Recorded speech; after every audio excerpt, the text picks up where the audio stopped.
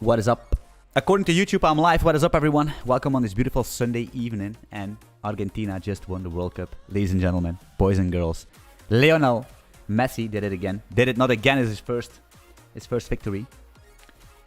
But what a game. Let us be honest. What a game, man. It's insane. I was already in the first half. It was 2-0, right? And I was watching with my son. And I already called it a day, right?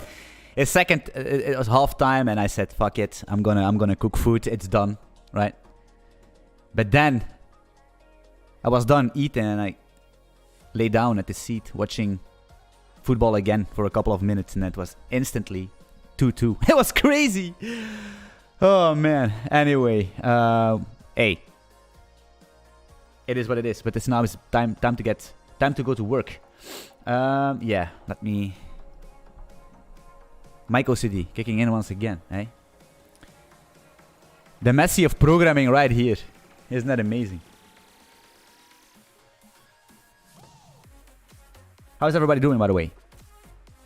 Yo, Loktar, finally catch you live. Hey, man. I'm happy you can catch me live and kicking. Yeah. Man, this light is crazy.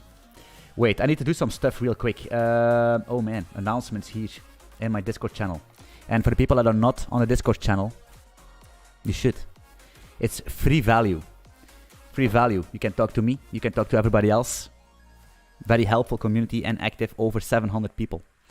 Alright, so basically what I'm going to do is I'm going to say everyone, I'm live.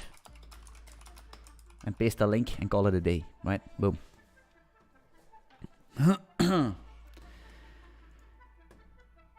Sergey, what up? Slink. Welcome, man. Welcome, everybody. Boys and girls. I don't know what you guys are. Girls. Boys. Men. Okay, so basically, I was thinking a lot about the poker server. Poker engine. And we come a far way already, right? But the thing is that I was thinking we do GOP encoding for our serialization, and GOP encoding is not something you're gonna use in production, in my opinion. And I don't know, man. I think it's getting filthy. It's getting messy.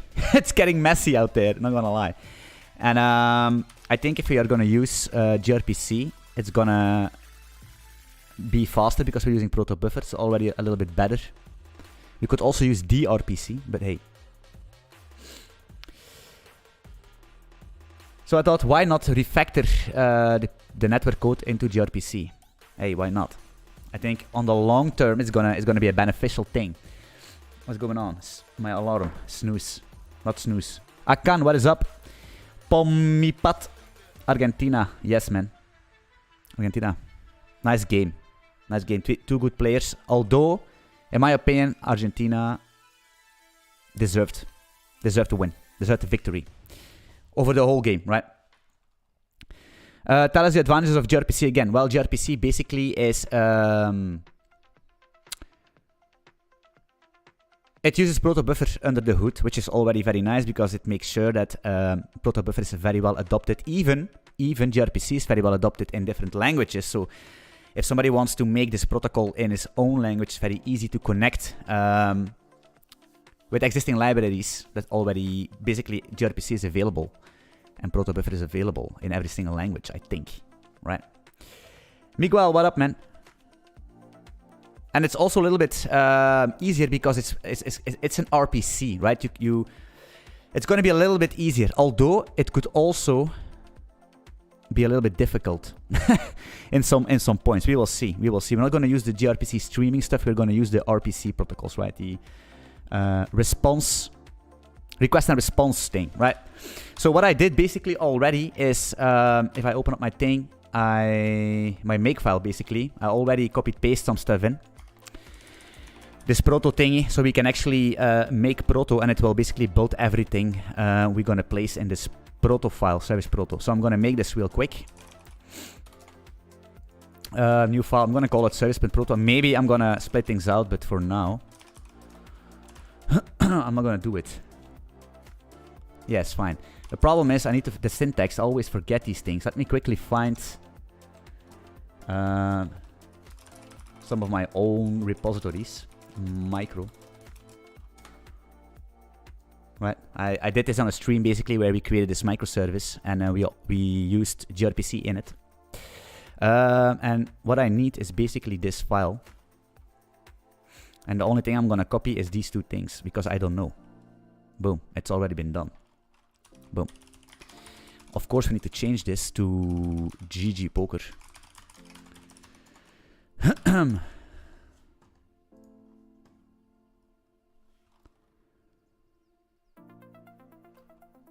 MGCC, what is up, man? Hey, this is MGCC for the first time. I see him in my stream.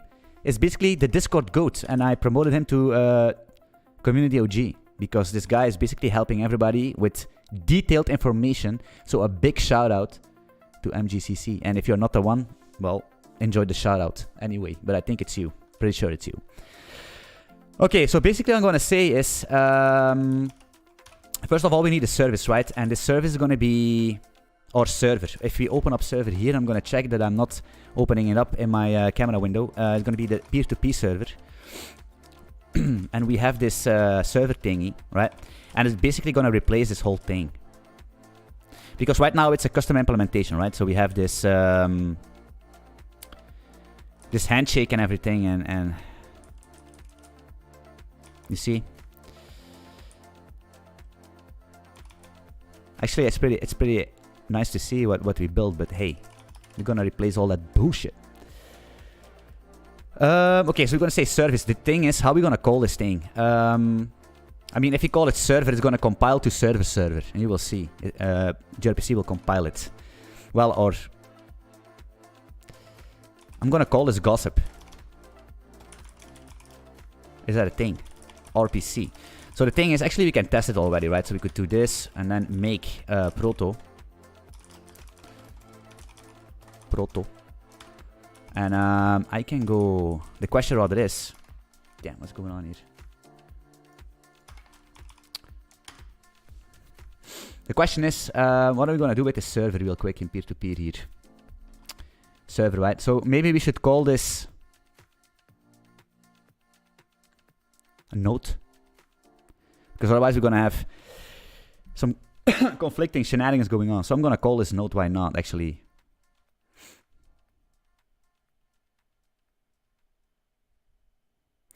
Or are we going to hook everything up on the server?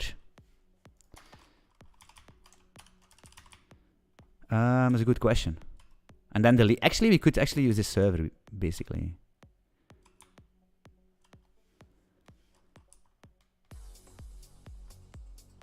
Alright, so the first thing, before I'm gonna test this, let's go to main real quick, because then we can have instant dopamine.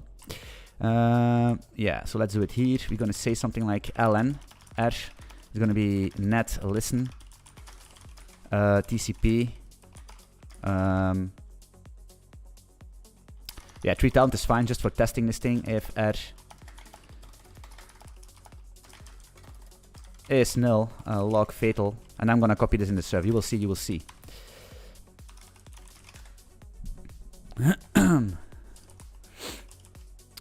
Then we need basically a server, which is gonna be, actually it's gonna be a gRPC server, I guess. gRPC new server.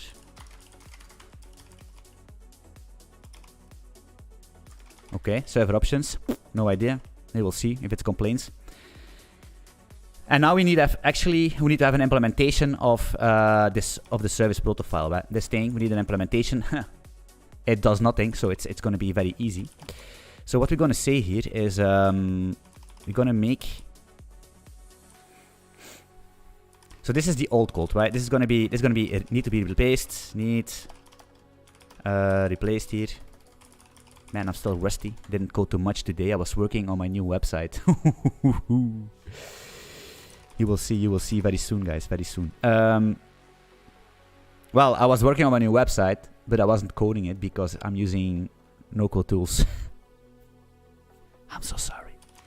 I'm just smart, man. I built this whole thing in 3 hours. You know what I mean?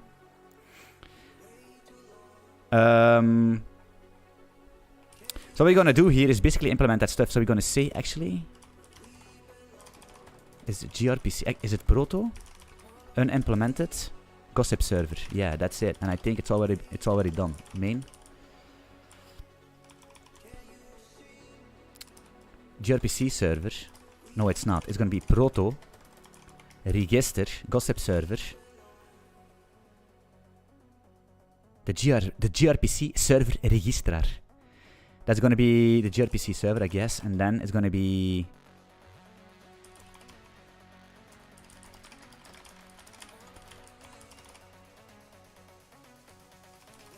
peer-to-peer.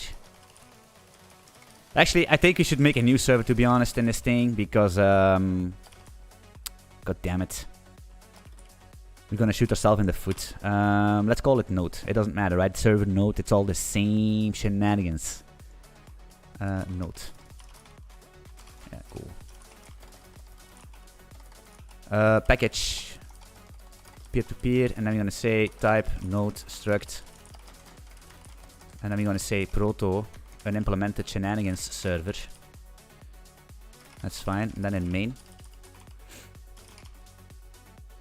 the node is gonna be a peer-to-peer.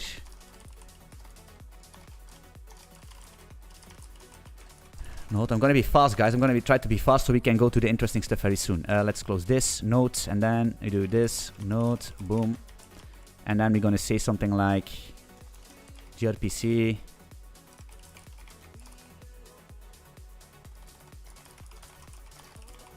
serve. Is that a thing?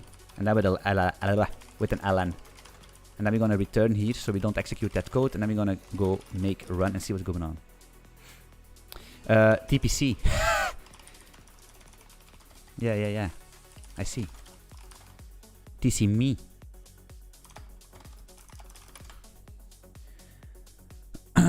Pedro, what up, man? GD. Okay, make run. So, hey, nothing happens, right? So it's fine. If nothing happens, then, hey, no news is good news. You know? That's the thing. Especially in programming. Okay. Right, that's that. Let's open up Node here. Actually, let's open up the other side, because otherwise I'm gonna... let's open up main here for my autistic brain. So what we're gonna do is... we're gonna do something like...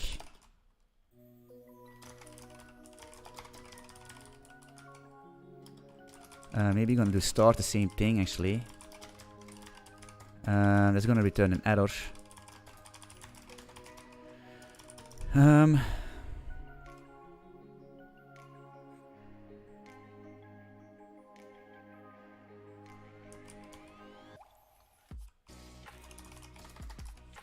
So let's copy this whole shenanigans, man.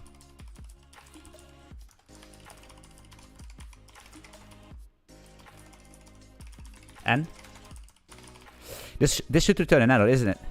It is. Look at this. Okay, we need a listener. Yo. We're gonna hardcode. Actually, we can't because... damn. I want to get it up and running as fast as possible. Do we have some configuration here? Server start, new server probably. Server config. Let's do that, right? Let's do the same thing. It's gonna be a server config. Server config here. Let's copy paste. Boom.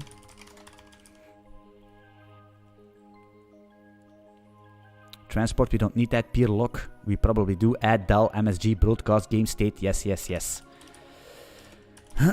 That's fine. Okay, so we have this listener we don't have, right? So,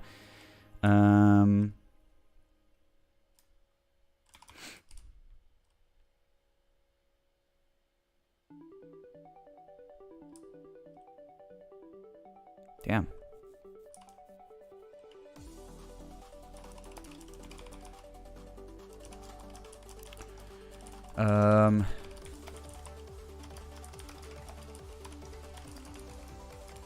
Let listen again, TCP rather, and then we're gonna say it's gonna be the CFG listen API. No, the listen address here.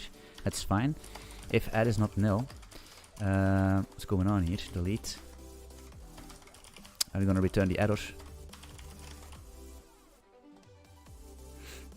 Actually,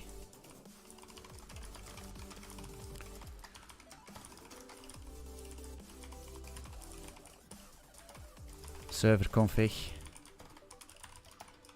and it's gonna return a note, an error. I don't think so. And then we're gonna basically delete everything inside of this thing. We're gonna return, and I'm probably gonna regret that I'm doing this, but hey.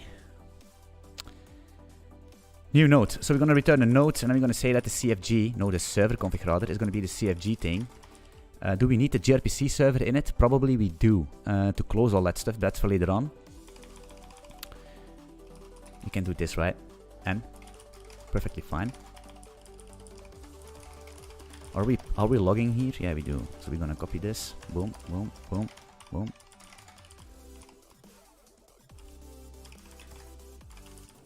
Game variant, max players, we don't care.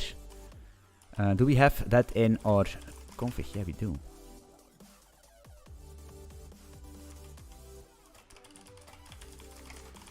Start a new game server. Poker game server.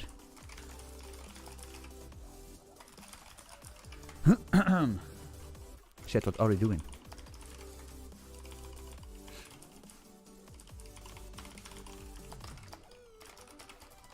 Peer-to-peer, new node.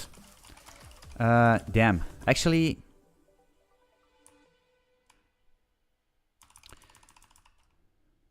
what's going on with this Golang gRPC thing?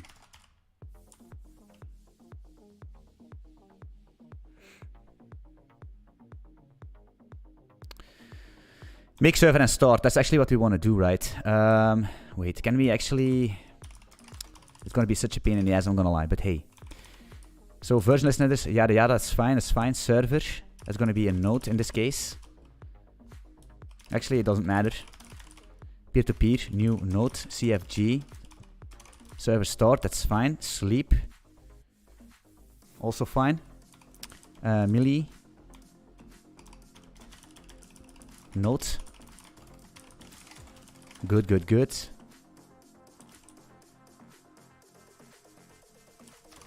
I'm gonna do this. Return here. It's gonna be some next level refactoring, guys, not gonna lie. And it's gonna be make Anthony, you have make. Shit. That's easy because you just do this. In it. No, it isn't. Okay, so we have player A. We actually don't care about this right now. We're gonna connect them with each other. You're gonna see it's gonna be Gucci. It's gonna be amazing. It's gonna be nice. Yes, that's fine. Okay, we are returning. That's because we don't block, right? It's all fine. So basically, what we're gonna do is we're gonna make the first thing we're gonna do is handshake, right? So because let me show you what I'm going to do. I do this in the blockchain series on my Patreon, also with gRPC. So what we're going to do, is we're going to say peers here. And that's going to be a map. And it's going to be a map of Proto, a gossip client. And it's going to be amazing. Look at this. This is going to be a question mark, right? And this thing...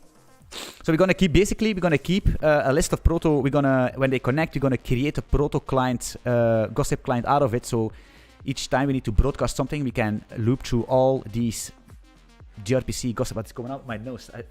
I didn't sniff anything, I swear, but it's itching. And then we can just do calls, broadcast the whole shebang. So what we're gonna do is we're gonna open up service Proto. First of all, let's make... wait, what are you going to do first? Because I'm trying to make it as clean for you guys as possible to follow. So we're going to open up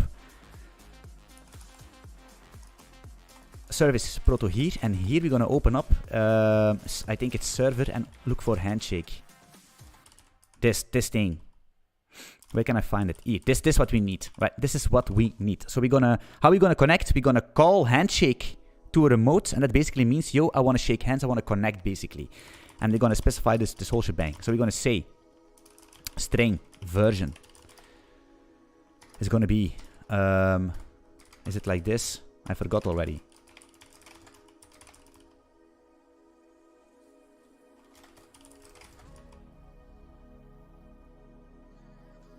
I'm an idiot.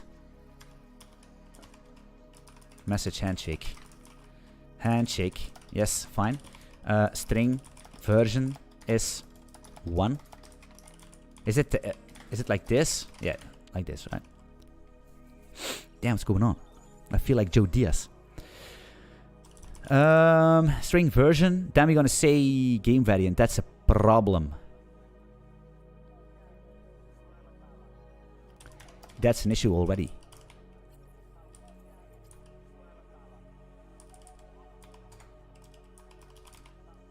It's a UN date. Can we do that? Does it exist? I don't think it exists actually. Byte maybe. Byte. The game. What's going on? Game variant is going to be 2. Let me see what it's going to say about this. No, byte doesn't exist. Damn it!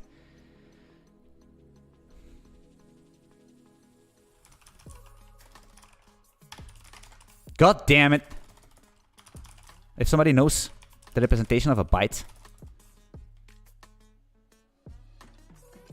Fuck it. Even int doesn't exist. That's crazy. Int32 also doesn't exist. What's going on? Let me search it up real quick because... Protobuffer.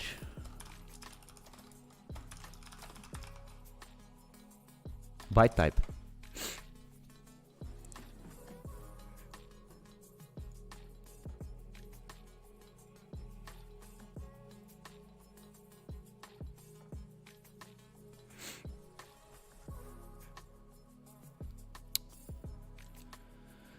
Why is it so complex?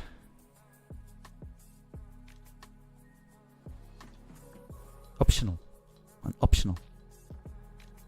Fuck. Why cannot use int32? It's crazy. Oh, I need to do this probably. Is it? Is that a thing? Ah, I see. Wait. Nah. Unlucky. Unlucky. It's fine. It's fine. I will fix it. It's all good. It's all good. So basically, let's do this. Game variant.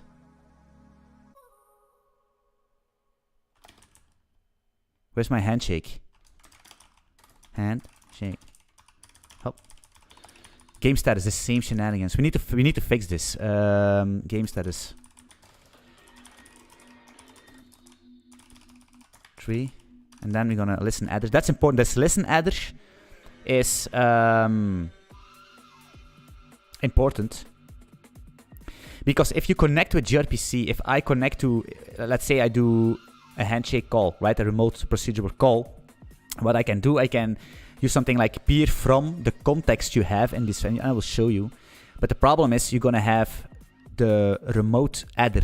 But that's the remote address of that connection. But you cannot use it to send. You cannot use that and store that and use and create a client from that address. It won't work. You need to have the listen address of that gRPC server, of that TCP server actually, the listener where the listener is listening on. So you need to specify that in the handshake. It's very important. But I was thinking to actually also, yeah, it's fine. It doesn't matter. Listen adder. It's gonna be 4. All right, no, that's not an int. That's gonna be a string because reasons. Okay, fine. It's working. So then we're gonna say RPC handshake, and it's gonna be a handshake type, right? We're gonna send our handshake to the guy, and the guy's gonna returns with also a handshake, right? Handshake. Look at this. Do I need to do this? Semicolons, man. 2022. 2023. Still using semicolons. Holy crap. What's going on here? Is it not like this? Oh, I see what's going on. I see what's going on. Shake hands. Are we gonna call this connect or something? shake hands, right? The problem is we cannot do... actually, what we could do... Maybe let's... Actually, let's do this. Handshake. I think that makes sense. And we're going to call this version. Version. And this also version. It's going to be a version message. Right. Abdullahi. What do you use for background scheduled jobs in Golang? It depends. If it needs to be in your program, just a Go routine. If it needs to be... You could just use... how is it called? Cron jobs. Cron jobs is, like I said, cron job is still amazing. I use it all the time for all my automation. To be honest, cron jobs to clear databases, cron jobs to... And you can basically cron job any binary you want, right? Any any thingy, right? Any binary. I cannot say the word because I'm gonna trip over the words. Let me try. Executable. It's crazy. All right, so yeah, make proto once again to see. All fine, all fine.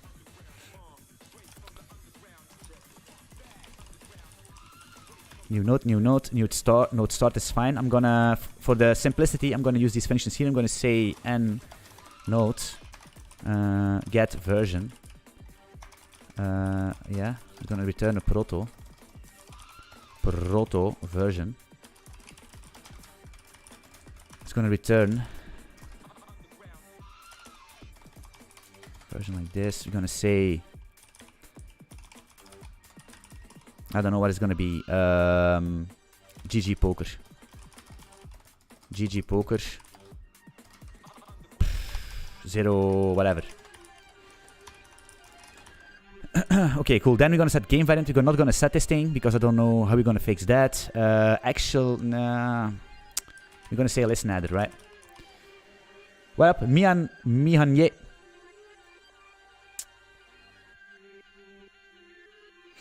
Listen adder is gonna be n listen adder, right? No, not API. That's our API server. We're gonna say listen adder just like that.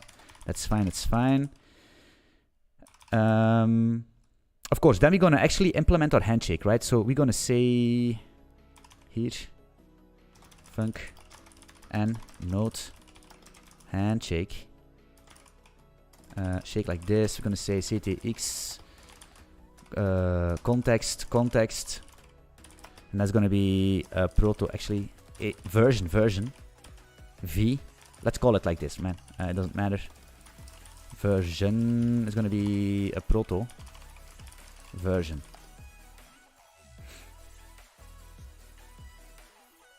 Yeah, it's true. And then it's gonna return a proto version also. Like this, and an error, right?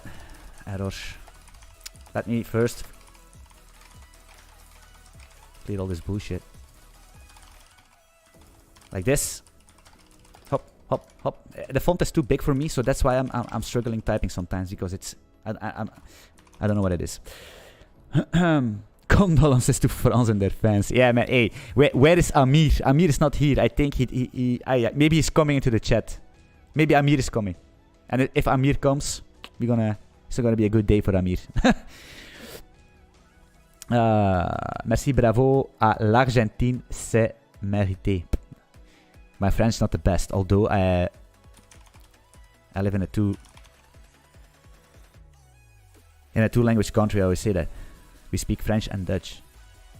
And I speak none of those two. Although. Okay, cool. So, let's print real quick here. Actually, yeah. I'm gonna print a line real quick here, this version. Because the cool stuff is that ProtoBuffer actually has a nice stringer already implemented for these types. Well, nice. It's better than nothing. So we're gonna print that stuff. We're gonna say received, just for testing real quick, received version. Yeah, why not? And then version once again, right? And then we're gonna return and get version. We're gonna return our version and null, right? Something like that. That's the handshake. That should work perfectly fine. Actually, to be honest, can I do this? That's crazy. I think it's the unimplemented gossip server shenanigans then? Not quite sure. So the goal is that we basically create a client, a proto client from this context here and from the version. You will see the first thing I want to test if everything is working fine. So we're going to say to main rather. We're going to boot up this server here, right? We're going to select, we're going to block here, dirty way to block. And you know that I'm dirty sometimes, yeah? So what we're also going to do is client, because we need this code. Actually, it's not too bad to do that sometimes, right? To go in your main and prototype something in main, and then you can copy that over into your real implementation. Hey, that's what I do all the time. Hey. So client R is going to be, I think it's a proto gossip server client. New gossip client.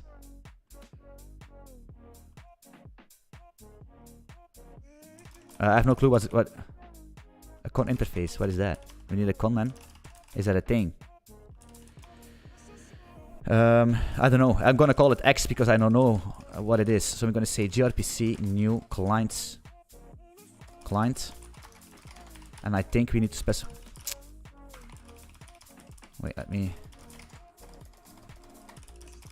No definitions. Is that true, man? Shit.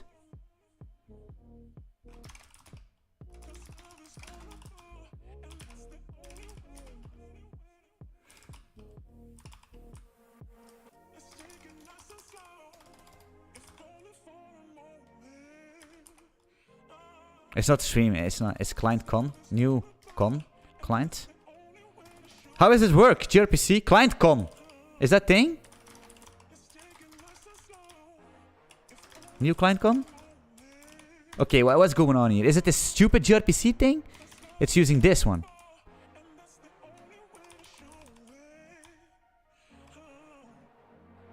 Google Golang, I don't, is it? Because I sometimes have a problem with these gRPC packages. I don't know. Sometimes it's importing something else, and because this needs a thingy, a client con interface. What is a client con interface, man? New client stream.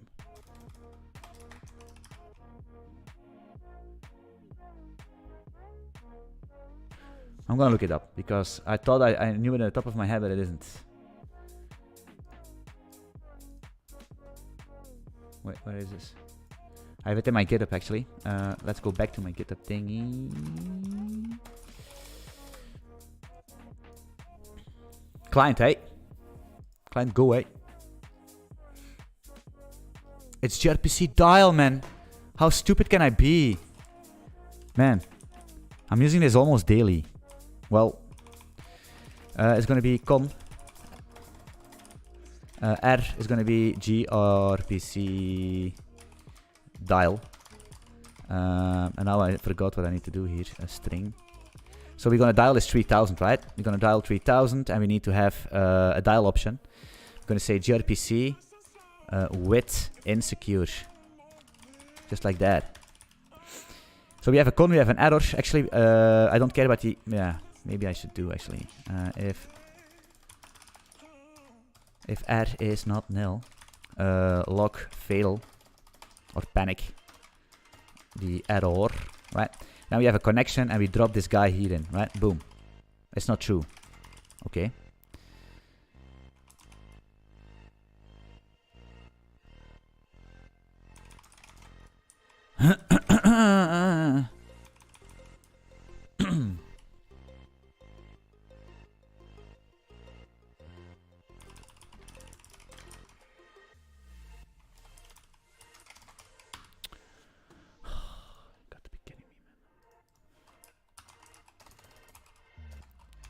This time I'm gonna look carefully, to be honest.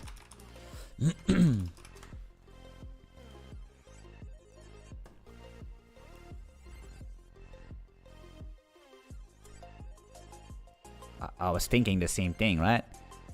It's the gRPC dial, fine.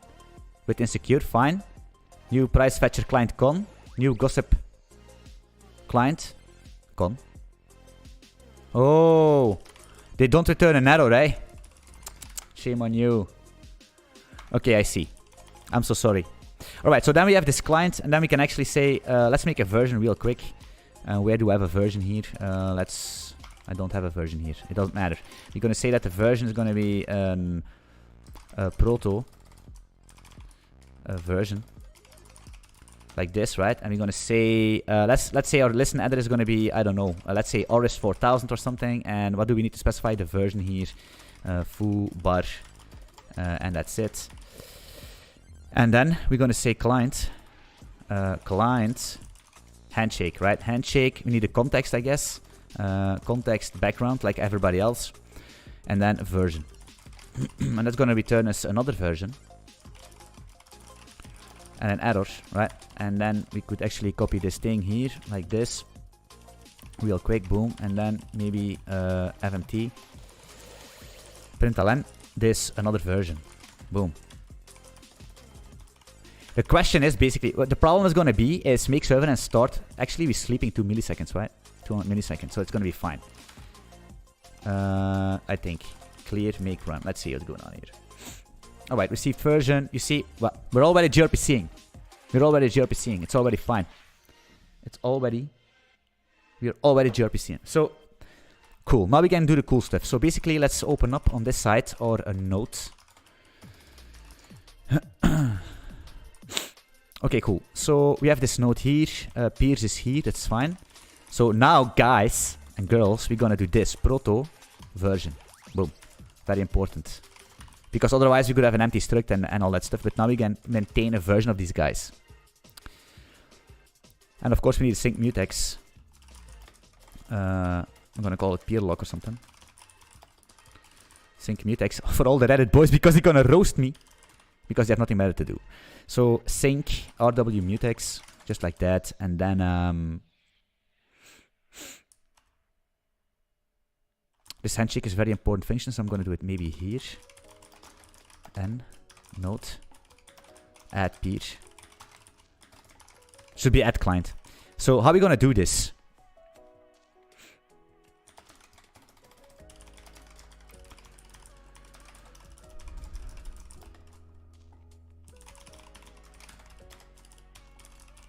Make client com.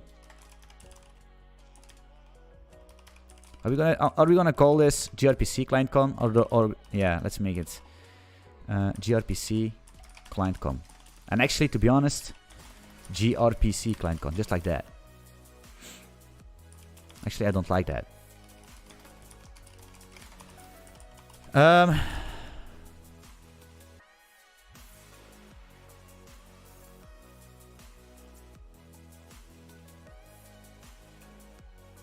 How are you gonna do this?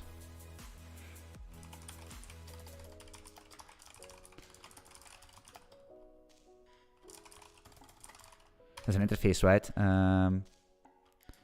Gossip client. Rohan, can we make a syscall version of this?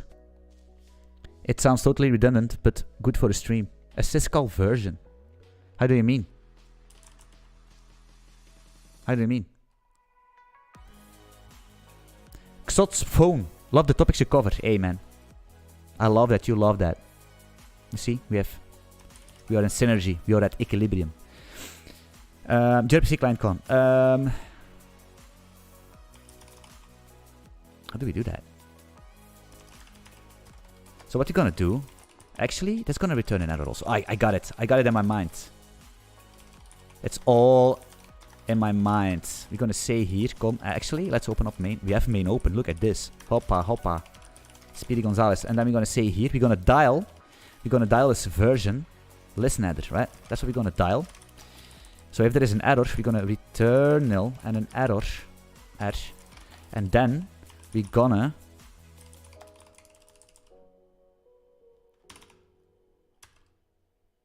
do this. We're gonna make a client out of this. And then we're gonna return the client and add and nil. And then we have a thingy, right? Now we have a client com. Is that true? So if you have a peer,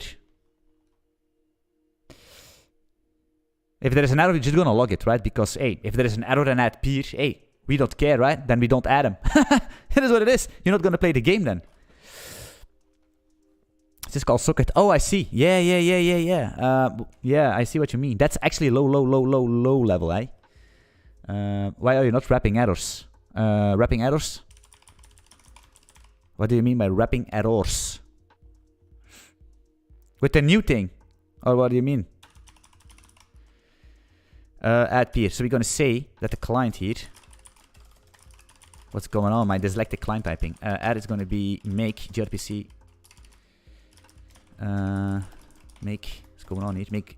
Stop! You see, that's why you can never rely on these type thingies. Make gRPC client com. That's gonna be.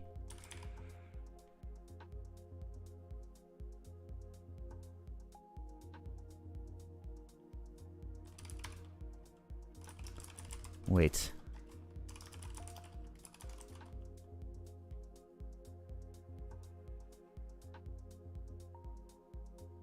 Oh yeah, like that. FMT error F. Oh yeah, I see why you're wrapping errors. Okay, I see. I understand you completely. Here you mean, for example, because we're dialing here, and then we could actually wrap the error with an FMT and explain the error more in depth. You are 100% right, but I guess I do that from time to time, but it's going to be clear error. It's going to be fail to dial remote or something.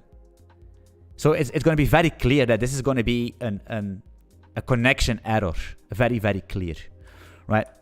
So that's fine. But I do that from time to time. If I didn't, yeah.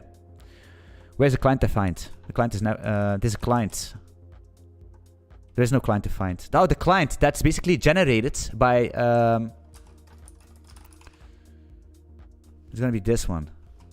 You see, it's all here. It's a completely generated file, which you never can, you don't read it and you don't touch it. You just leave it where it is because it's a generated file. It's nasty.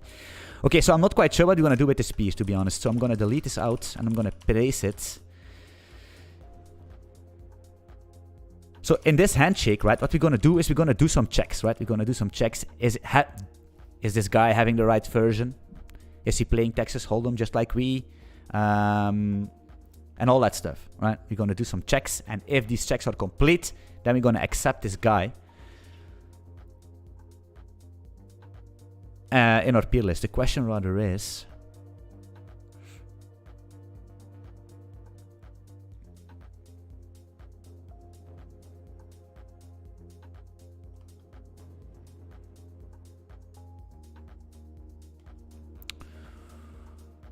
but error handling is, yeah, a never-ending rabbit hole, eh? Wait, I'm thinking here real quick what I'm gonna do. We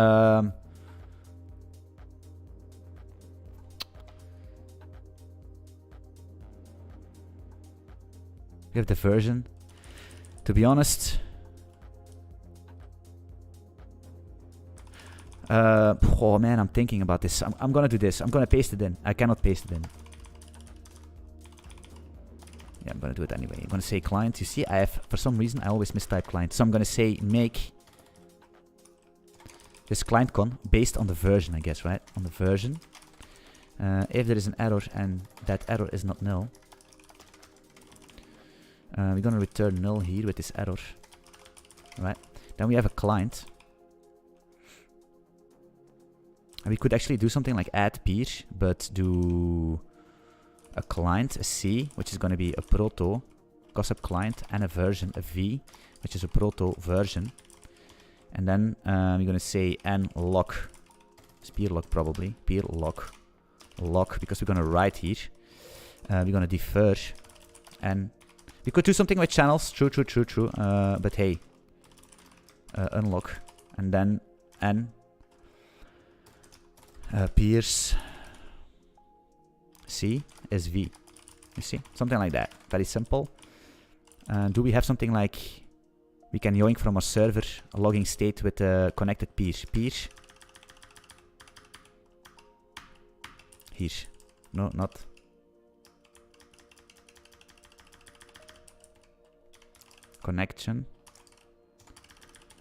Fuck it, gast. It is what it is. I'm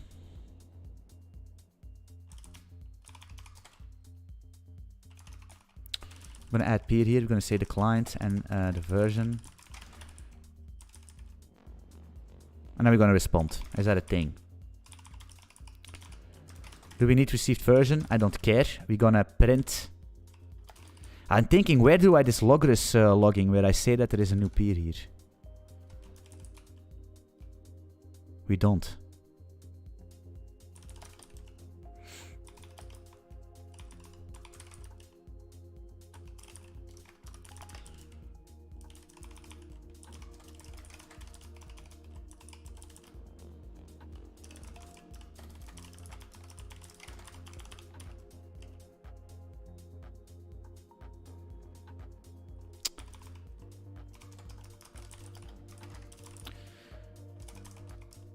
It's gonna be, we can't p from context.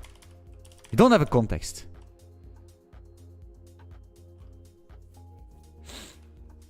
Is Anthony the master of the Golang videos? Of course. Stupid question. Yeah, man. How are we gonna do this? Actually, we don't care. We could say peer. It's not gonna be the remote header. It's gonna be the remote. And that's gonna be the version. Listen headers, right? Something like that. New player connected. That's fine. Add peer. Good. Handshake. All fine. We need to make this peer map real quick. Otherwise, we're gonna have a panic. Make map proto gossip client into a proto version and a comma for some reason. Okay, cool. So actually, we can test this. New player connected. We have a new player connected. Amazing.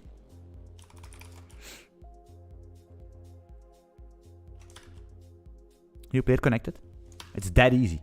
All right, so now a couple things we can do. What are we gonna do? Are we going to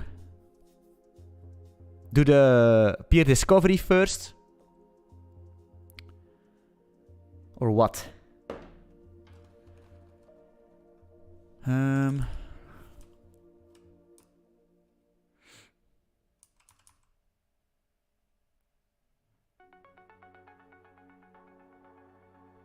Okay, let's do some stuff.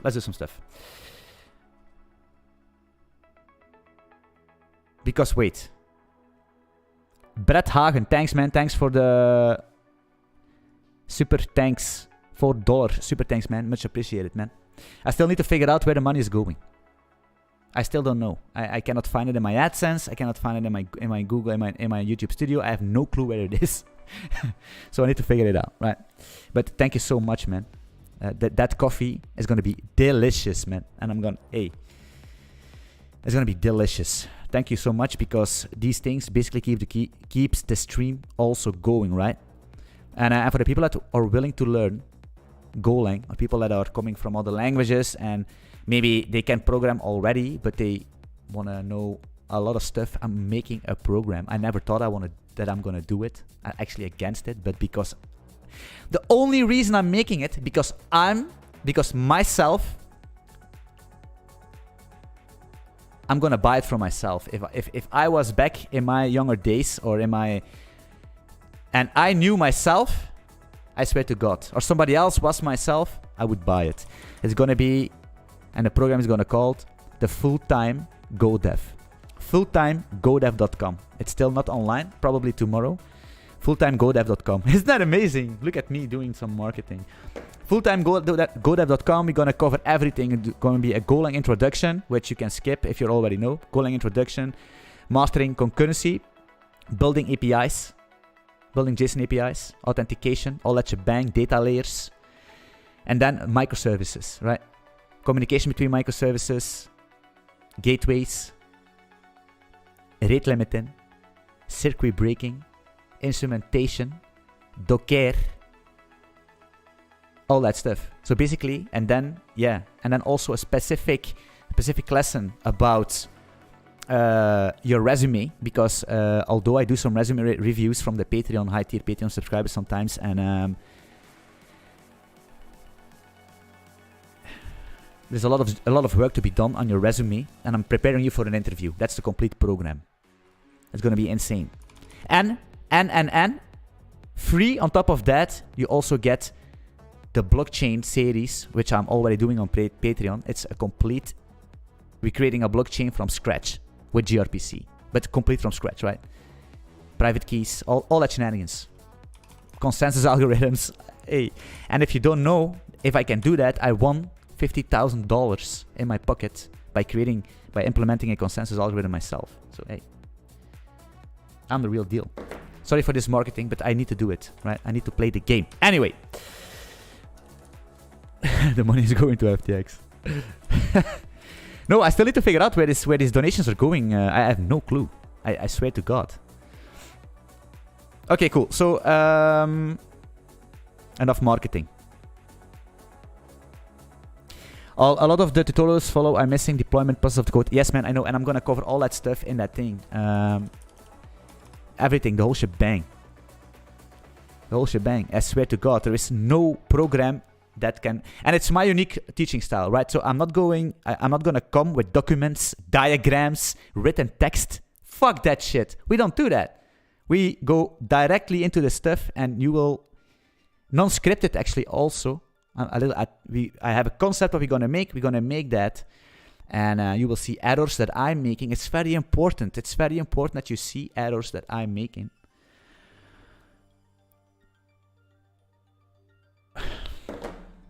It's very important that you see me making mistakes, because, hey, if I can just copy paste something from my screen as a course, right, like as all these other courses, how are you gonna learn from that? Not exactly. All right. Anyway, enough bullshit. You will see what that's for later on, right? I'm still working on that stuff, and of course, you're gonna have some time to talk with me personally. Also, it's all inclusive, right? You're gonna see how far we come with that. So, new note. What I'm doing here. Okay, so I'm gonna make some nodes in main.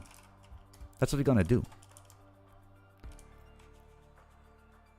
Make server and start. So this is gonna be. We're gonna call this node A.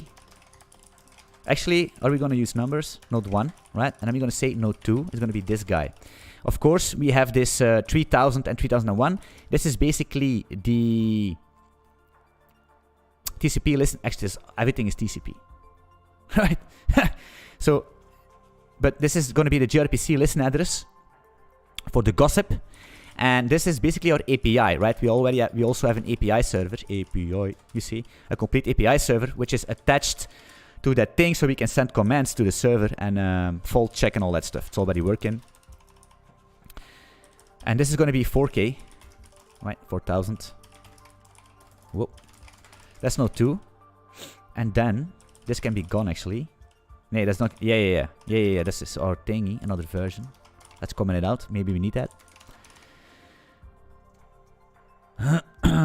I would like to do an SMF RPC implementation in Golang. It's much faster than gRPC, I've heard. Yes, check out DRPC. Check that out. That's insane. DRPC with the D from the no. DRPC. It's much faster than gRPC because gRPC is just a big thing. gRPC is insanely big with 40 dial options and everything is deprecated and not supported, and it's a complete mess if you want to use it in production. Well, not a complete mess. It could be a complete mess because nobody knows what's going on, and we just use what we think we need to use because there is no clear guidance in this gRPC. But DRPC is a lightweight version of that, which basically, actually I should use it, but because I want to stay on the learning level for you guys, so you probably won't use DRPC in your company because, yeah, reasons, right?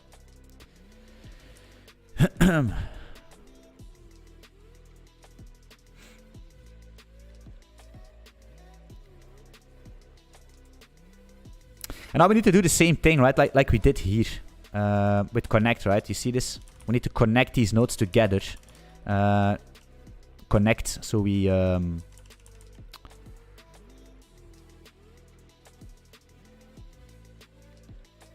the question rather is, I'm going to say something like, let's say node 2 Node 2 is gonna... How do we do connect actually?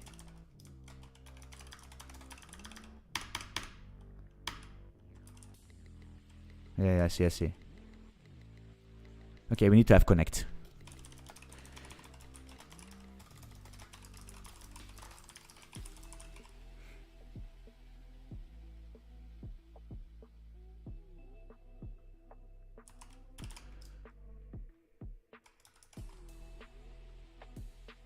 Yeah, address. Yeah. Hup. Hip. Node 1. Listen, adder. Yeah, the gRPC looks dope. Yeah, man. It is dope. I never heard of it, but now I know. And chapeau. All right, Node 2. Node. Yeah, let's get some work done. I feel we have a good focus stream today. So normally a couple streams ago we were talking a lot. It's time to code, man. It's time to spit out some bytes. Hey, man, these messages lately is crazy. It's I need to. You have no idea. Hey, and guys, by the way, 4K subscribers today. I woke up with 4K subscribers, man. Isn't that insane? Where do we came from, man? 2 months ago.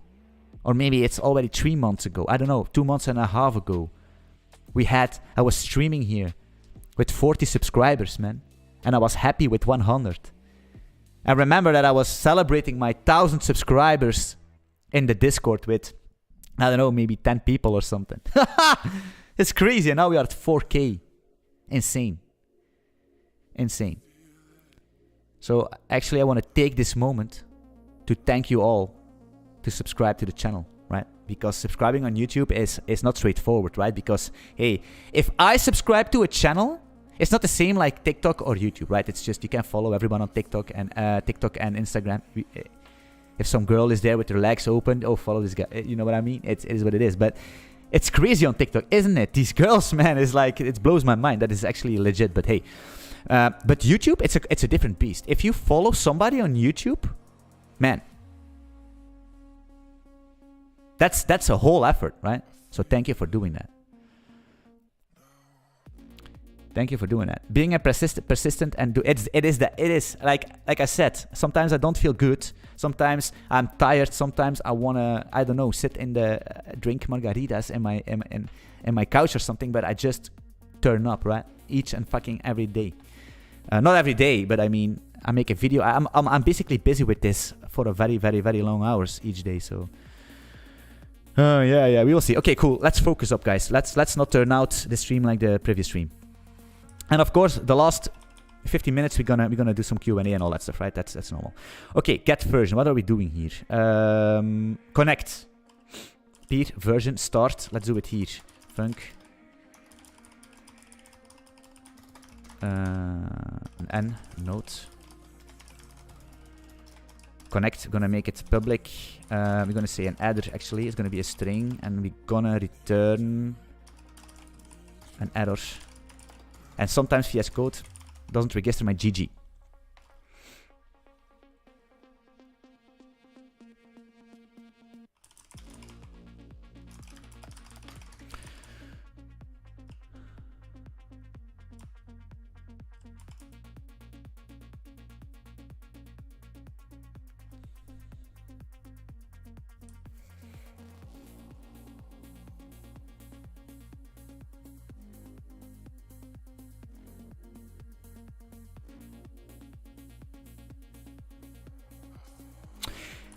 I see some problem. I want to reuse this function.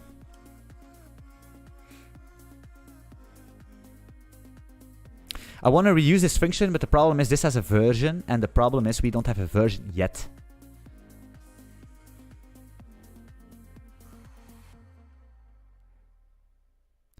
Do you commit this code on some public repo? Yes, it is GG NT. It's in the. I will link it in the description. It's GG Poker.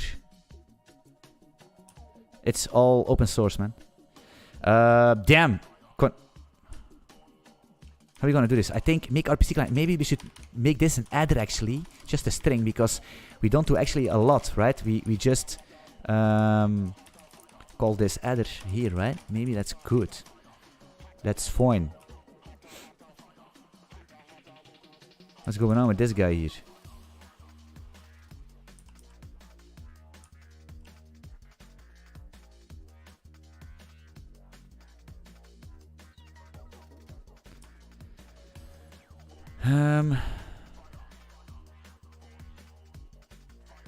Where are we huh?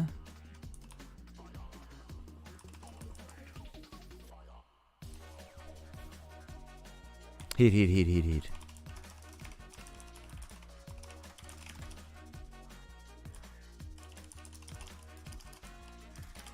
Client edge is gonna be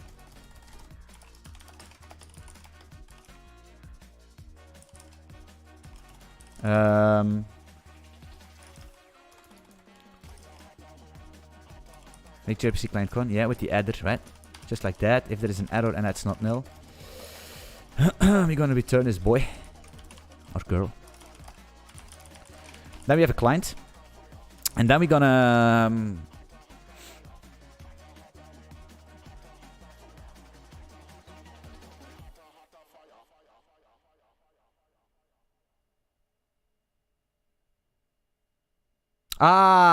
yes. I know.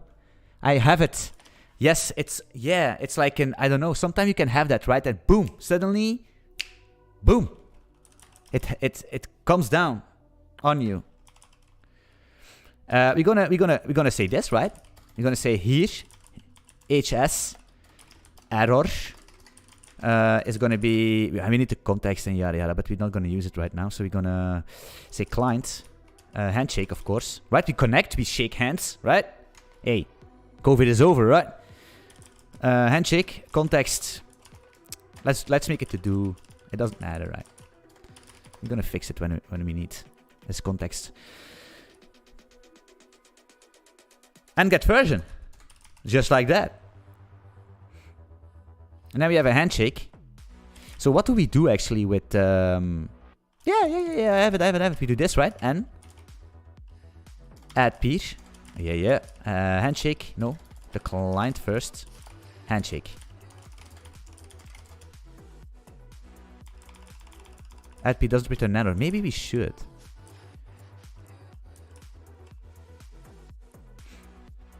Nah, there's really nothing that can happen actually.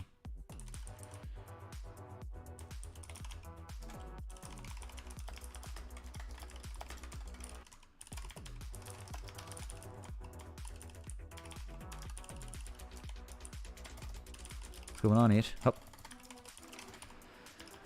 Are we gonna cluster it? Why not? Boom.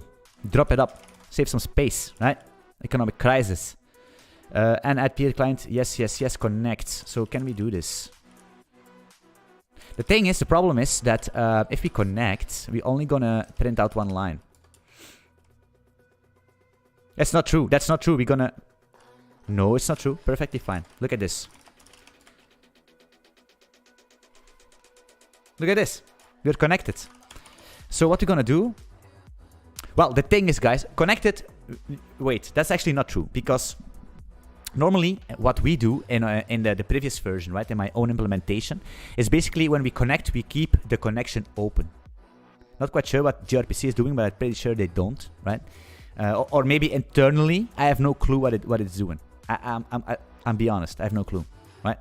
But what we did actually in our previous implementation is when there is somebody connecting to us, we open a read loop with that connection, right?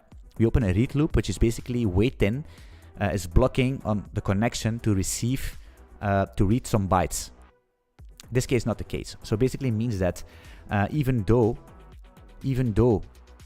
somebody shakes hands with us, and we're gonna say, hey, yo, welcome to the server, and we're gonna put them into the peer map, and then this guy's basically, I don't know, he died or something, he choked in some chewing gum, and the server is down, we are still gonna think that that guy is in our peer map.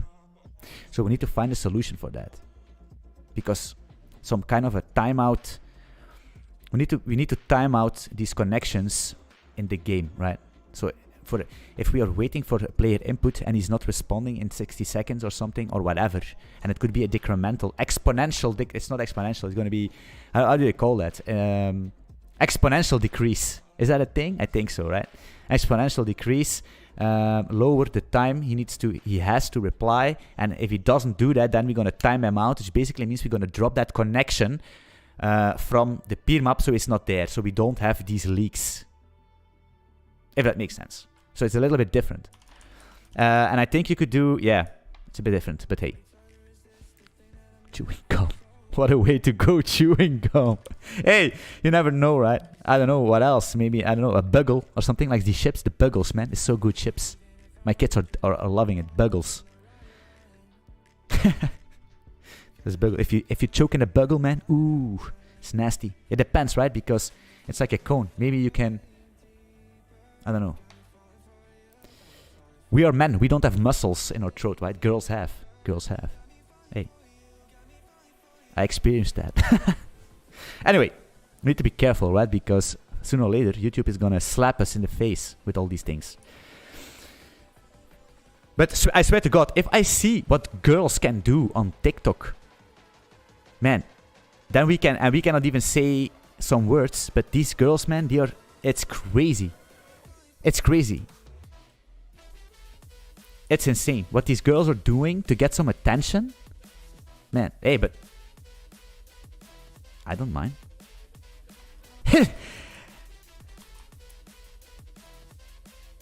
I was a Twitch, basically I am a Twitch viewer, a regular Twitch viewer, and the time that these hot tub girls came, man, my mind was blown, and it was all normal, and now it's like, I thought this cannot be true.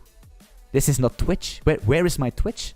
Where is just chatting? The world is not anymore the way it used to be. Oh no.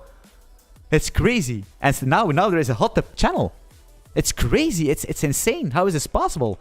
And there is a girl in a hot tub which she placed in her living room and decorating a Christmas tree. 7,000 people. 7,000 people for bullshit. And then I'm here spending my time coding peer-to-peer stuff, and we are here with, I don't know, 10 people or something, right? Hey. Next stream, we're gonna do a hot tub stream. No, let's focus. We are, again, you see, sometimes, guys, you need to keep me on the track.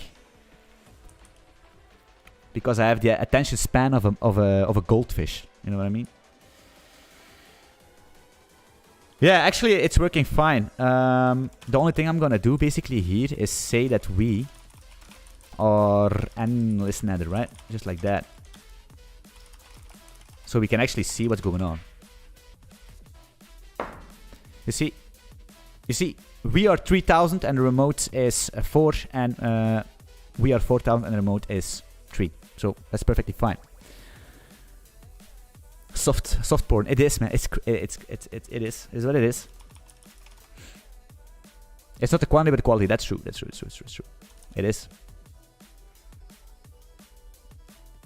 Code a hot tub simulator. Hey, that's the thing. I had some cool idea for a game. I posted it in my Discord, right? So because you know that I'm doing a lot of trading stuff. Well, not trading, but I'm working a lot with other books and all that stuff, and I'm gonna share some news later on, all about that stuff. By the way, some business opportunity. And I was thinking, why don't we make a game where we a 2D platformer, simple 2D platformer, where we get candlestick data from the market, right? From BTC or something, right? BTC. We get real-time candlestick data and we generate a level of candlesticks. Real candlesticks with the real candlestick data, right? And then you need to be, and the game calls Escape the Bear Market. Escape the Bear Market is the game. And I don't know what you are, you're, I don't know, maybe a McDonald's figure or something, some trader that's want to escape the bear market, and you need to jump on these candlesticks, right? And sometimes you're higher, and then I don't know, maybe based on the volume, we will place them far away or something. And then if you fall off the candlesticks, you're wrecked. You know what I mean? You're wrecked. And then to make it even difficult, we're gonna add some FUT in the game, right? FUT, for example, I don't know, some FTX crash, and then you need to I don't know, jump and duck and I have no clue, man. Maybe you have an RSI indicator where you can slash people in the face or something. I don't know. You tell me. That's the game. Escape the bear market. Copyrighted. Anthony GG. 2022.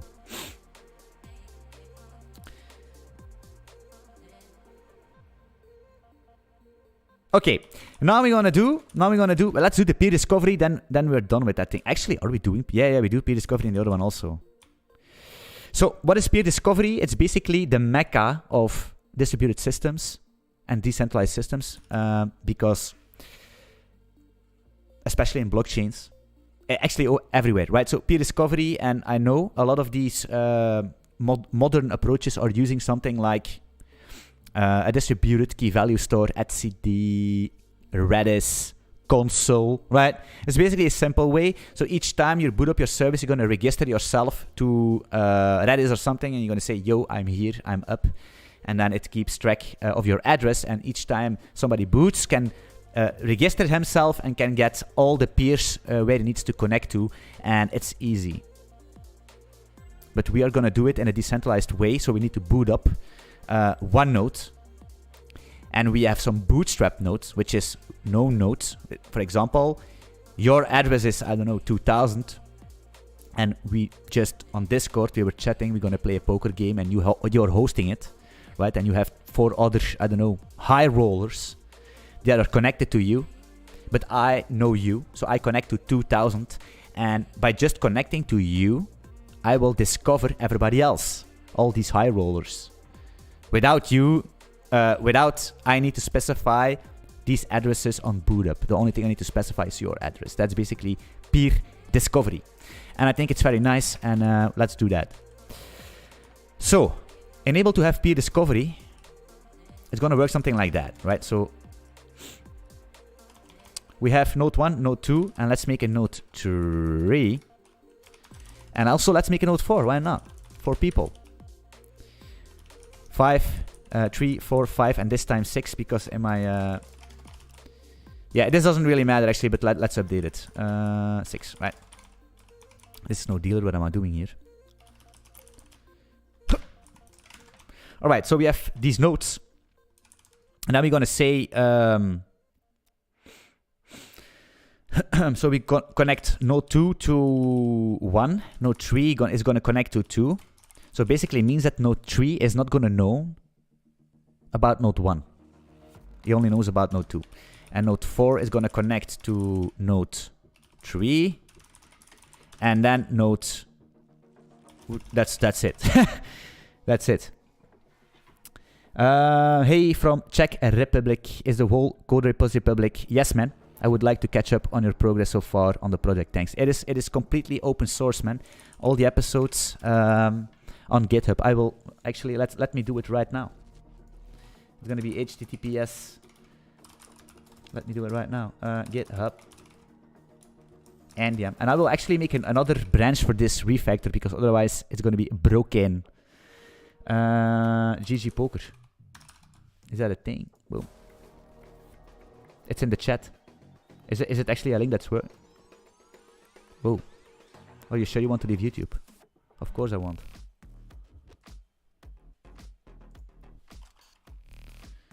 What's going on here? Cannot even click my own links. Yeah, it is. It's the correct one. It's all good.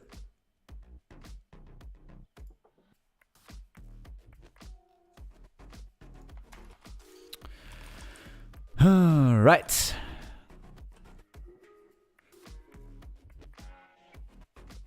Yeah. We're gonna actually delete this, so it's gonna be a little bit of clean. To be honest, because we're gonna make... Actually, can I do this?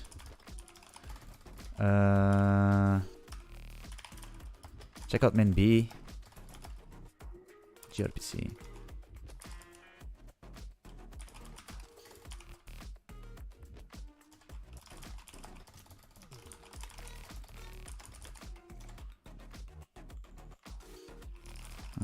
That's fine.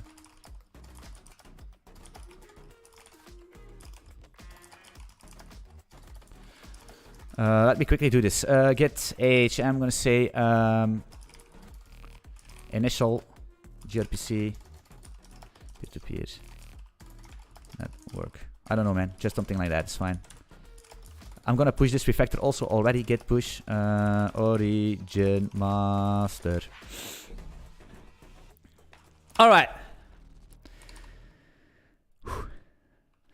Let me quickly check my cell phone. It's fine. Nobody's dying. That's good, right? If everybody's healthy. All right. So we are connecting these guys. Let me see what's going on, and then let's make run this real quick.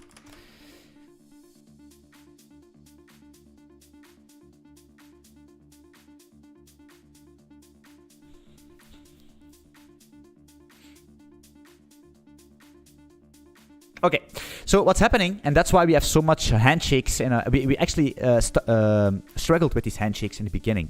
And that's why gRPC is going to be so nice, because it's much cleaner to see, much cleaner to work with. How do you call that cleaner? It's going to be a clear look. I don't know, I cannot find a word. Like more organizational, something like that. So you can see we're connecting 4 with 3, 3 with 4, 4 with 5, 5 with 4, 4 with 5, 6 with 5, and 5 with 6. Okay, cool. So we're missing some connections, right? Because 6,000 is not connected with 4,000, right? And 6,000 is also not connected with 3,000. So we're missing some stuff. So basically, and if you boot up a game, it's going to be a problem, because if 5,000 is, or 6,000 is want to broadcast his deck, or is broadcasting a fault, because everybody needs to know what's happening, right? It's a decentralized environment. There is no centralized server, so everybody needs to send every single message to everybody. But he can't, because we don't have it. So that's why we're gonna make peer discovery. What's going on? Discovery channel right here, right now. Okay, so what we're gonna do is open up this proto service. I'm gonna say repeat it. How do we repeat it? String peer list is 5. Of course, and then we're gonna have some more RPCs here, right? We're gonna have a lot of RPCs, right?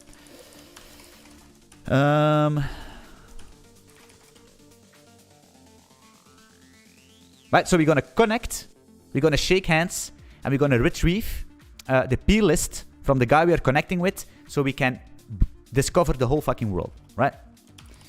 Like Pitbull, Mr. Worldwide.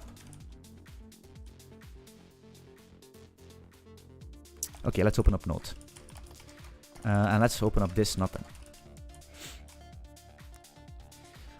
Handshake. We need to have a peer list, right? So we're gonna say, with this func n node peer list get. Yeah, it's fine. Get peer list, which is gonna be a slice of string.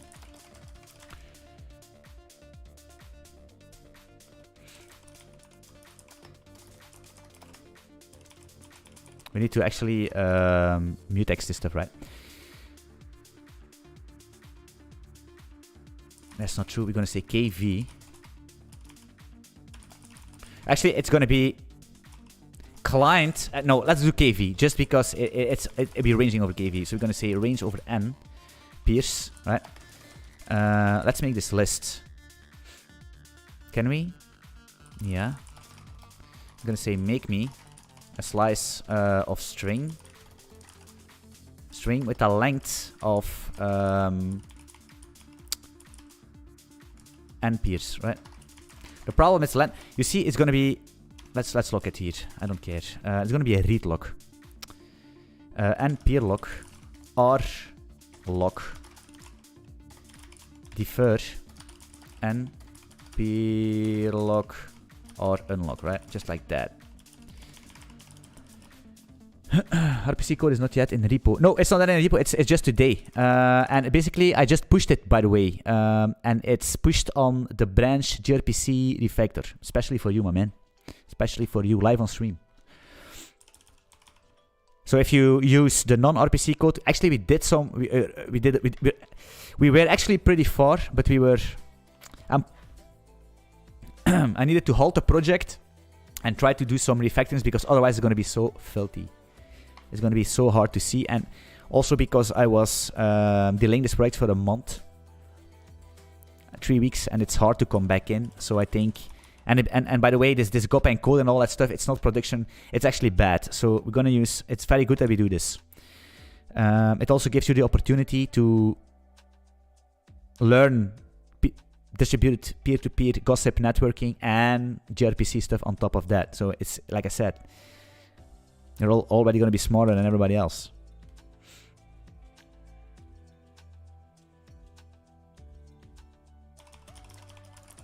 God damn it, this is the problem with the stupid lists, right? Ah, now we need an iterator.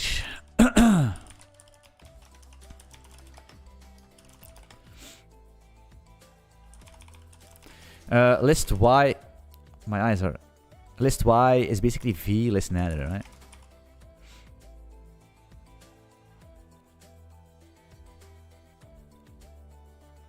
We could also make peer list a list of versions. But it doesn't make sense, right? Because we're going to connect with an handshake and get a version anyway. So, what is this K? Do we care about that?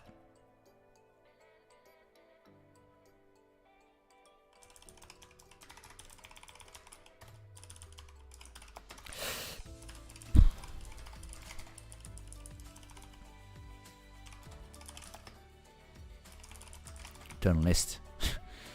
Actually, let's make this peers, by the way, because list is like, I don't know.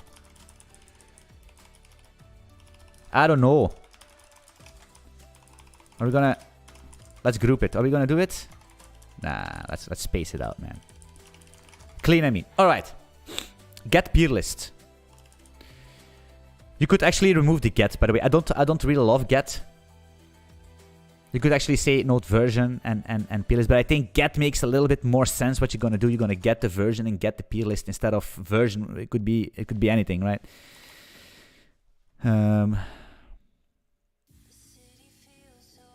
Doesn't matter actually. By the end of the day, it doesn't matter. Yes, here. So get version. I'm not quite sure if I can do this. Wait, did I? Alright. Peer list is gonna be n get peer list. So I wanna basically check that real quick if this is gonna work. So where do we handle this handshake? Handshake here. Damn.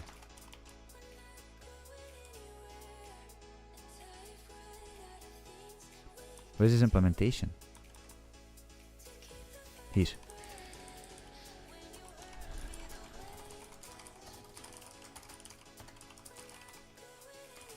Peer list.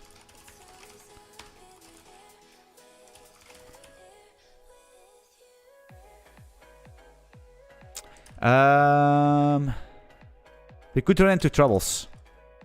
I already know that. Yeah, I know. So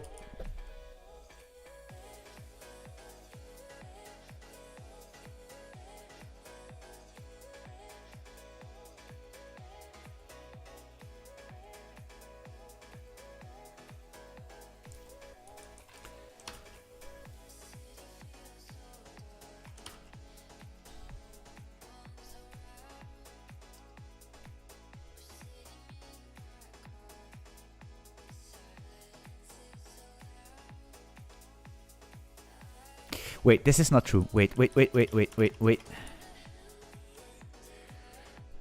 I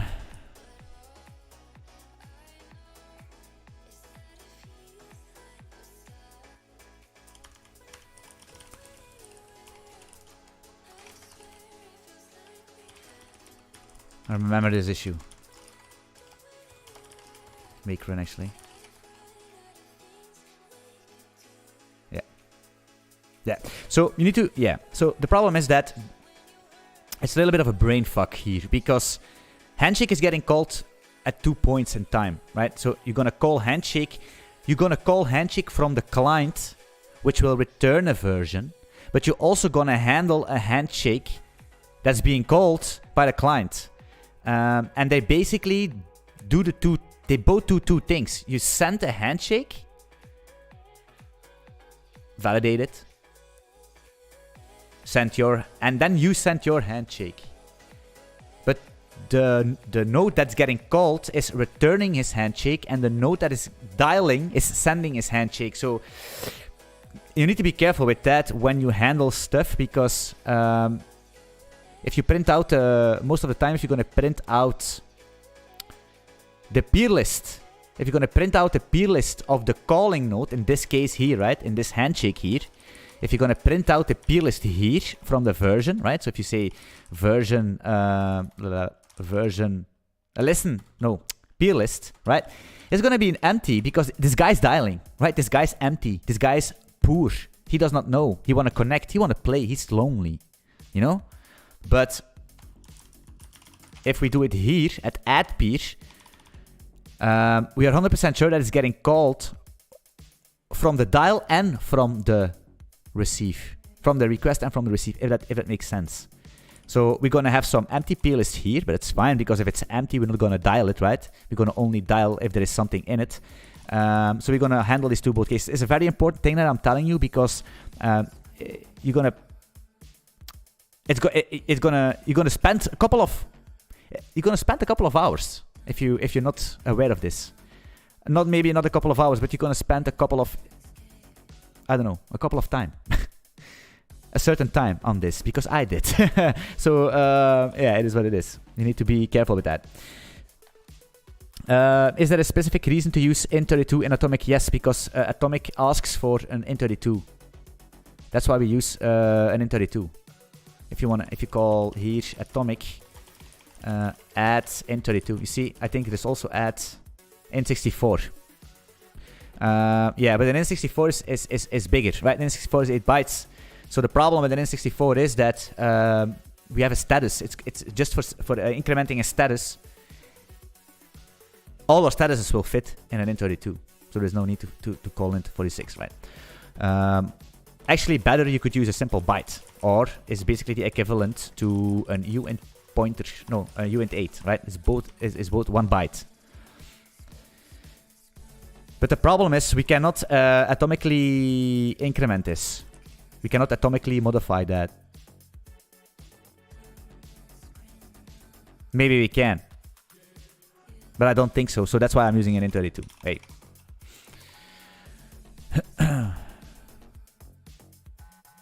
And like I said it, I think 2 days ago. I don't like this atomic approach because it's very unreadable if we want to set statuses. We need to do some dirty things and casting stuff to int32. But hey, it's very important that we atomically modify this stuff because otherwise we're going to have some nasty race conditions, trust me. Which we already have, right? There's already a race condition in our game somewhere, and but we didn't actually debug it, so, and I think maybe it's going to be fixed with gRPC, by the way. Also a reason why I do it. Okay, this is the peerless shenanigans. So what we're going to do basically is I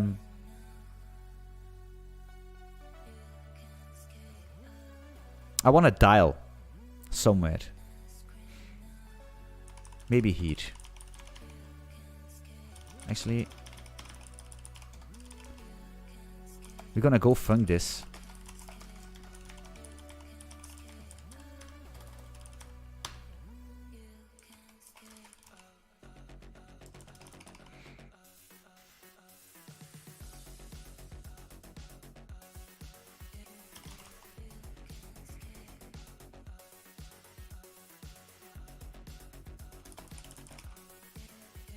Well, I don't think we need to check the length because looping will...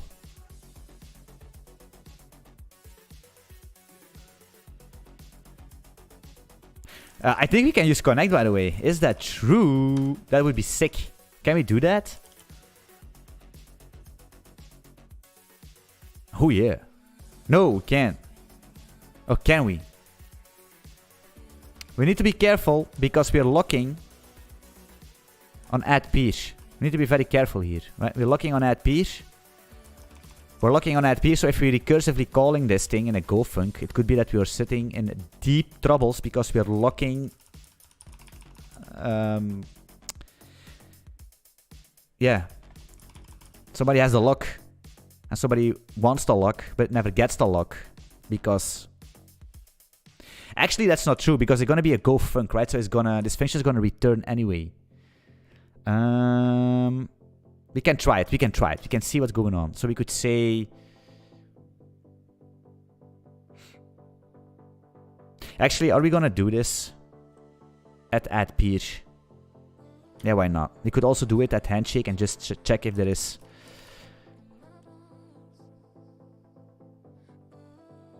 it feels filthy actually to do it here, to be honest. Yeah, we need to. Or not. We can do it in connect maybe. Because the handshake here is basically what's... It's at connect we're gonna need them. Is that true?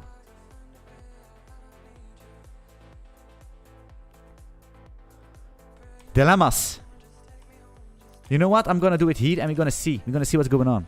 We're gonna see. It's like, hey, if it doesn't work, it doesn't work, right?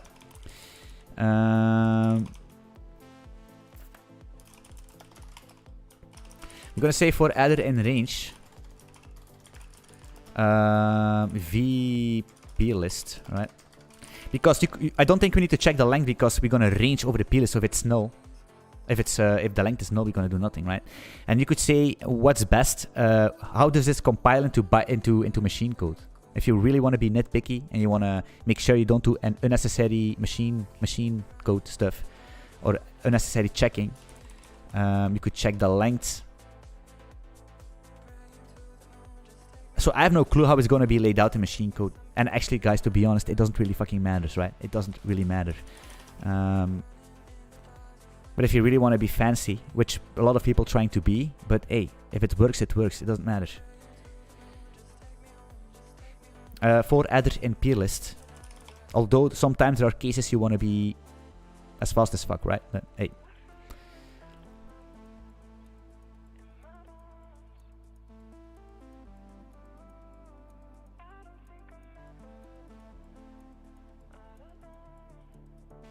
Okay, why am I choking? Why am I choking here? Each time I check the chat and I go back, so my brain is resetted. So this adder, we need to connect. Yes, connect. What does it return actually? An error. Who had a thought? If R is gonna be, I'm gonna call connect, right? Connect. Actually, no, we can't. We need to do n connects. Connect with the adder, right? And if the adder is not null, we're gonna... A couple things we can do. I'm gonna continue here and log. Can we do error f? Is that a thing? Probably not. Actually, we're gonna do this. Print ln. Wrap the error, just like our boy tell us in the chat. We're gonna say failed to connect to this, right? Then we have the error here and it's gonna be all fine, I guess. Why not use unbuffed channels? Most of times I stay away from syncatomic. Unbuffed channels. How do you mean unbuffed channels? Yeah, you're right. If you can avoid mutexes in general, because mutexes stands for trouble, is what it is. It's so unperformant. It's bad. Atomic values are a little bit a little bit more performant. But channels, channels are cheap, but also not that cheap, right? If you use a channel just to do a simple thing. Because I tested this before where I was trying to do some... But it was actually a Go routine, it was not a channel. But you could say, yeah, but if you do it in another Go routine, it's going to be faster. That's not always the case. It depends.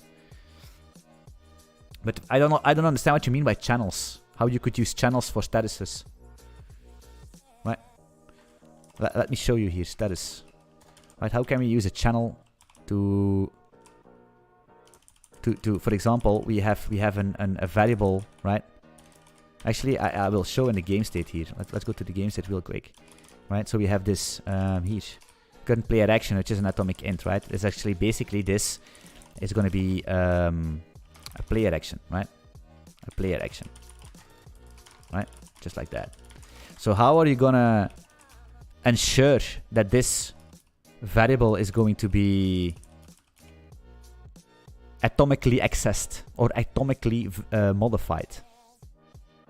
This player action, which is basically a byte, right? It's going to be a byte. You could use channels, and then you need to have a loop somewhere. You need to have a loop where you're listening for these channels, and each time a number for channel comes in, then you can modify that state. But that's so nasty, I think. Using channels, because you should use channels to share memory. You should not use channels to modify your own memory, if you know what I mean, because you're gonna use a channel that's in game state with a loop that's in game state. You're gonna call a function that's in game state that basically gonna trigger a channel from your own state to modify your own state. That's I think it's a bad behavior. I did this somewhere myself actually in another project where I'm using the same principle. It's for the peers. Is correct. In my blockchain project, I'm using it for peers, and I think I'm using it in this server also, to be honest. Is it? Server. I think I'm using it the same way here. You mean something like this, right? Here. Del peer. So del peer is a channel, and each time it's getting triggered, I'm deleting my peers without a mutex. Right? Here, right? This peer is going to be del peer, you see? Del peer is a channel of peer, and each time it's getting called, I'm modifying that stuff. And I think it's a buffer channel, to be honest, so I'm not quite no, del peer is not. Add peer is. Why is that? You see, because I was running in issues, and the reason why I do this is actually bad, guys. It's bad behavior, but the reason why is because what a lot of people don't understand in Go, which I'm covering in my mastering concurrency, which is also available in the program, is this thing. It's going to be going to shoot people in the foot here. Where is it? Here, this one, right? You need to understand that each time you call this for select, that's blocking here until this functionality is gone. So if you're calling broadcast and this takes 5 minutes, right? And you're in another Go routine, you're deleting peers, it won't work, right? Won't work because it's blocking, because you're still waiting for this guy, unless you fire it in another Go routine, so this guy can release his, I don't know, his process, and then this guy can work. And if you keep these, if you do that for a lot of states, like game state and then the player actions, it's going to be nasty. It's going to be nasty. And how much performance hit will you have? How much does it matter in a decentralized environment? In a distributed environment, performance doesn't really actually matter, because you're always... What do you want? You want a readable system that is working? Or do you want something that's overly complex, which this is already is? But you're right, you could do it with channels, with unbuffered channels, but I don't know. It shot me in the foot before. And I think if you do it for, like in this case, for a peer, deleting peers, why not? But if you're going to do it for each and every single variable that you have, that needs to be atomically accessible, that's gonna be nasty, right? I don't think that's the design of this language. So just a lock or an atomic int does the job, and atomic ints are pretty light, right? Wait, what's going on here? Where are we? A note, actually. Okay, so here, address. We range over these addresses. We're gonna connect with this guy. We're gonna log if it's failing. Then we continue here, and that's gonna be it. Is that true? I have no clue.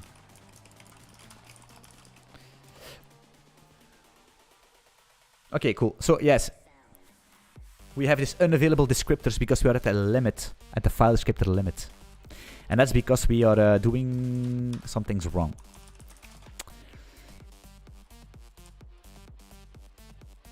We're actually in a loop. Right? So what happens is, hey, you, give me your peer list, hub, and I'm sending your peer list, and we're connecting continuously with addresses we're already connected to. So we can't. So how we're going to do that is basically SPRV. What is that, Rohan? I don't know it. Rohan Verma says in distributed systems, in distributed computing, SPOV is inevitable. He's probably right. Pretty sure he's right, but I don't know what SPOV is. So he's gonna SPOF. He's gonna explain me. So I know. So we all know. And if you watch this video later on, you also know. So it's a win-win-win. That's what we are here. This is a winners club. You know what I mean? This is the club of the high-value software engineers. And in a couple of days, everybody can be a full-time Go dev. And you can do the same. You will know everything what I know. Legit everything. You're going to have 2 nice projects, maybe 3 nice projects on your GitHub. Insta-hire. Single point of failure. Oh, yeah. Single point of... There's always... Yeah, it is a single point of failure, right? It's just...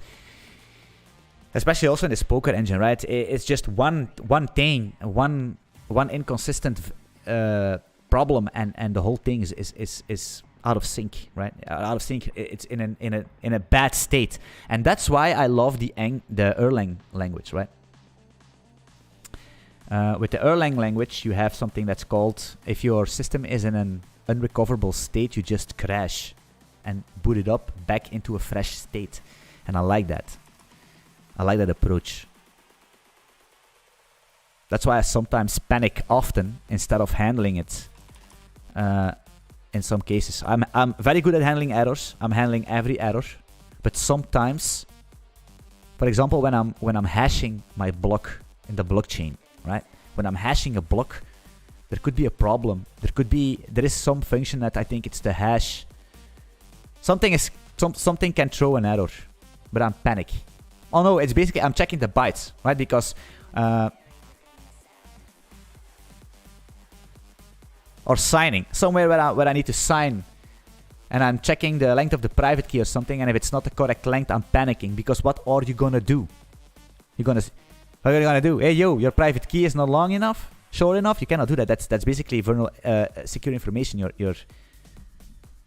And especially in these secure applications, you need to shut the fuck up as much as possible, right? And you just panic, but you need to be careful that you don't panic, that you don't panic critical information, but you just panic something like invalid length or something, or panic whatever, because the system cannot continue. It depends, right? It depends, but I'm just trying to find a good use case. Erlang is fault tolerant. Well, yes. But Erlang, the main principle of Erlang, because I wrote 1 year Elixir. Yes, and I hated it so much. 1 year Elixir, so I needed to learn a lot of stuff, and I needed to learn the basics of Elixir, which is go back to the roots, which is Erlang, because I don't gonna adopt a language which is basically just syntactic sugar on top of Erlang, so I'm gonna learn Erlang, right? That's very important. Don't learn Elixir. Learn Erlang first, which has an incredible bad syntax. I know it's nasty, but hey, it's the same. Yeah, it's just bad. But hey, the language is amazing. Although it's a functional paradigm, so it's a complete brain switch, right? It's recursive, tail recursion, and all that stuff. It's pretty nice once you get the hang of it. But the only thing I learned there is that if your system has a problem, you just... And you can have this, it's cool, right? Because not your whole system needs to go down. You have all these processes, right? These processes that's being supervised by a supervisor, supervisor. You know, you can go as crazy as you want. And if one of these processes are basically in an inconsistent state, or there's an error, they can just boom, and they dip out and they reboot. You know what I mean? So it keeps running forever. But the state, there is no state. There is no state. That's just what I want to see. There is no state, right? In these functional languages, there's no state. There is something, how does it call? ETS or something. It's a database where you can store some state and all that stuff. But hey, it's a long time ago. I could be wrong. I think I was 90% wrong. Right. And if there are Erlang or Elixir gurus here, correct me if I'm wrong. Happy to learn. It's a long time ago. I think it's 5 years ago or something. Yeah, I have some Phoenix project at work. Ah, yeah, Phoenix, pretty nice. Phoenix. Yes, it's the... How does it name? Chris McCourt! Isn't it? Chris McCourt is staying. Man, this guy he is there for ages. I remember that. Phoenix. Man, it's already 10 years or something. Or 9 years. But Erlang is getting... Don't get me wrong. Erlang is getting... It's getting used a lot in the trading. A lot in trading. A lot of people using Erlang because it's also how do you call that, soft real time or something? Ice Bear. Ice Bear is back. Don't you need to go to sleep, Ice Bear? It's almost time for you, right? Because I think it's 1 o'clock or something. No? Oh no, it's not because I streamed earlier. It's gonna be 10. Wait, I just need to send a message to my GF, which is actually her birthday tomorrow. Yeah, I cannot forget that. I can't because it's in my calendar.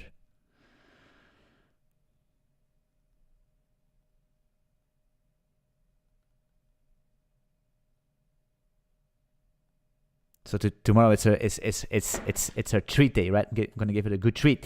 What's going on with the music here? Let's play it again.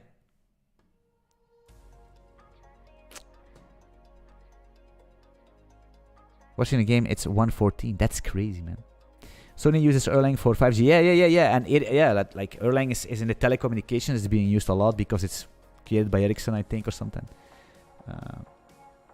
We used to deal with 10,000. Yeah, it is. It's actually a crazy language. And I used it back in the day when I was working at Nash.io, which is a decentralized exchange in Europe. And the whole shebang is written there in Elixir, the whole matching engine. And I did some Golang tooling also there, but then they decided to stop the Golang tooling because they had a lot of good, I think, man, these guys, they were hiring the best, so they had very good Erlang developers. Very good Elixir developers, right? Insane, I think the best. We had connections with, we even had Chris McCourt as an advisor. I swear to God, to help us with the matching engine. And if you don't believe me, ask everyone. Ask it. It's a public. Chris McCourt was our advisor. He was in our I think that they paid him because he was in our Slack, in our shared Slack channel. Chris McCourt. Or was it was him. It was him. Yeah. And wait, I'm getting distracted. Chris McCourt. Is it? Let me quickly check because if I'm gonna say things that are not true, that I can't. So I'm gonna say Chris. Is it Chris McCourt? Yeah, it is him. It's him. He was, so basically, but they stopped basically Go because they had a good Elixir developers and they said, yo, Anthony, we're gonna stop the Go shenanigans. You need to come to the Elixir team. So I did for a while, but I was not happy because you need to know that I'm programming for a very long time and I'm used to program. How do you call it? You have functional, and then you have... God damn it, how is that term called? First of all, I don't like Ruby. And it was, for me, it was too big of a brain fuck, right? It was too big of a brain fuck for me. And so yeah, I just left because it was Elixir or the React Native team. So yeah. But it was crazy. It was a good language. But I saw some problems coming up, especially with all these supervisors and all that stuff. Sometimes it was very, very, very hard to debug. That's something I know, right? It was fast and fast. It works perfectly fine with all that stuff, and they could even do these hot swaps for the exchange, man. It was crazy. Did the hot swaps? I remember that it was so insane. This language is actually crazy. It's a silent sleeper. To be honest, I don't think Elixir. I don't like this. How can I say this?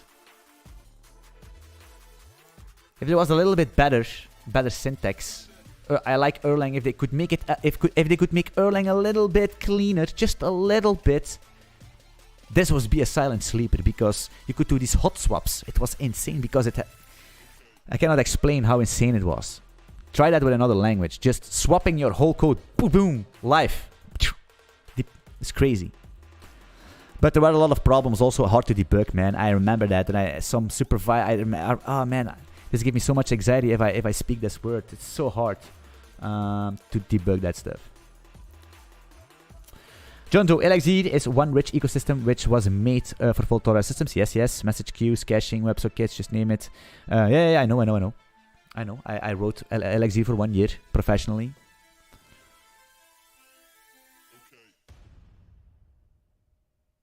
What I liked the most in Elixir was this, man. It was, oh man, I love this so hard. It was, I think it was this. Right, something like that. It was so fun. For example, so peers, and then I could do, wait, this. For example, first, to lower, actually it's Elixir, right? So to lower,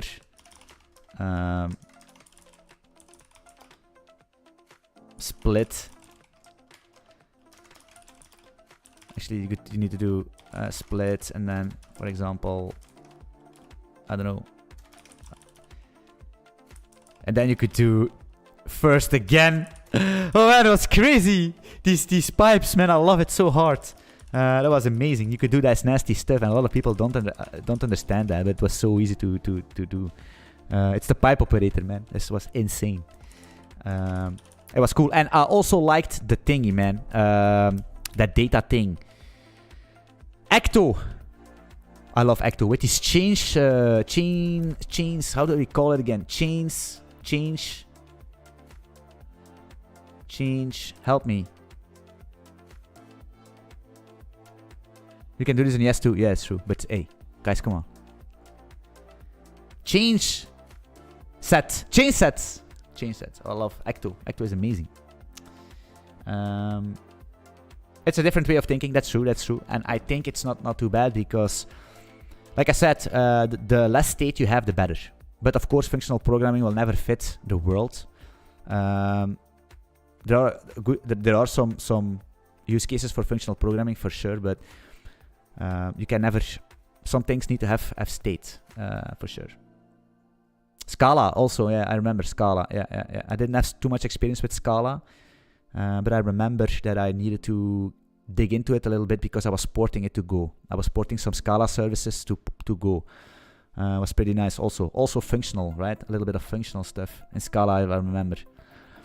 But I hate the GVM. But that's basically, I don't think there is something wrong with the GVM, but I think it's just because my whole life everybody hates the GVM, and I think I just copied that thought process. But I don't think there's something wrong with the GVM at all.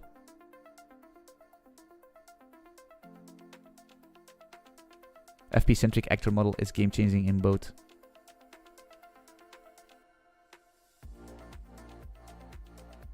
Actor ORM, yeah. Chain set, yes. All right. Let's do some talking a little bit for 10 minutes because it's almost the end of the stream. I think we did a good job, guys. Hey, today we were on focus. Let us be honest. Maybe we could just do one more thing because we have this. Then we are set. If we have the speed discovery, then we can just speed code all the rest, all these things in the next episode or something, and then we are gRPCing. Chain set is for mocking directly with DB, right? I'm not quite sure what you mean with mocking directly, but the chain set is basically just like a pattern match thingy. Yeah, I cannot explain. I can actually not explain it anymore. Like I said, it's a long time ago. But it was... You basically...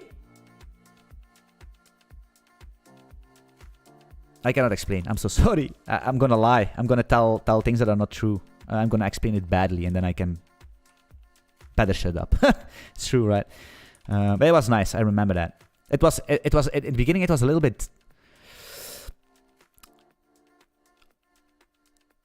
hard to get into, but once you get the idea of this chain set, is pretty nice because you could make these different pattern match on these chain sets. Man, I cannot pronounce it properly. And then you could do these different cases and validations and all that stuff. Oh man, yes, the validation was so nice. You could do, man, actually, if I remember that, if to be honest, it was not that bad. LXZ was not that bad, to be honest, if I think about it, because it solves a lot of problems. After I think it's 5 years ago I did that.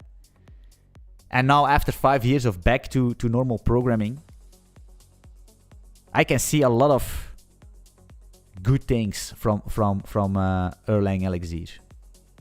Especially, yeah, I can see a lot of good things coming in because data is immutable, John Doe. Because data is immutable in LXZ, chain set is a new data set with modifications. Exactly. Yeah, nice, John Doe, man. Hey, shout out to John Doe. That's exactly that's. I couldn't say it any better. I couldn't say it any better. John Doe. This guy knows what he's talking about. Shout out to John Doe. And if you're not in the Discord, guys, hey, jump into the Discord, man. Very important. We need you there. We need you there. The actor model. I was thinking to check out proto.actor in Golang also. And maybe do a stream about it. Not quite sure. The actor model because... I don't know. Trying to... I was also thinking about making... but like I said, guys, I need to play the YouTube game also. So this is going to be a poker stream. Maybe the next stream I'm going to take something simpler. Something simpler to attract people that are willing to learn Go more into the community, and than doing these complex, well, these more advanced stuff, so to say. John Doe, thanks, Anthony, doing my best. Hey, man, I much appreciate this a lot, man. A lot. It's amazing. And actually, MG and MJCC, this guy is insane on the Discord, man. I cannot thank him enough because he does a lot of other people are doing the same thing, but he what's going on here? He's doing a fucking good job helping out, and not helping out, but legit detailed answers, man. It's taking his time, and that's the crazy part. Because what's going on with this mic? It's almost done, man.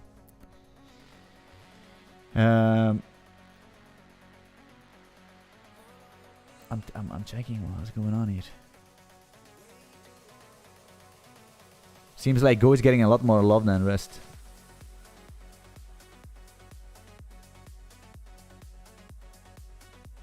I need to give Rust more love. I know.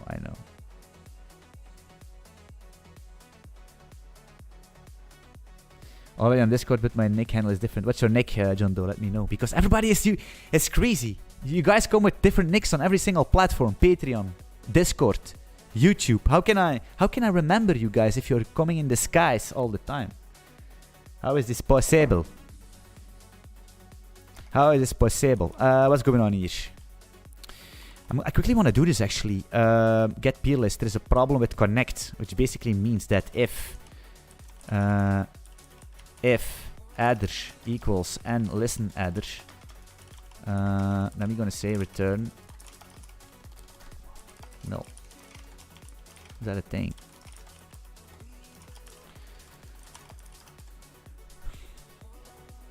No, we stay doing that.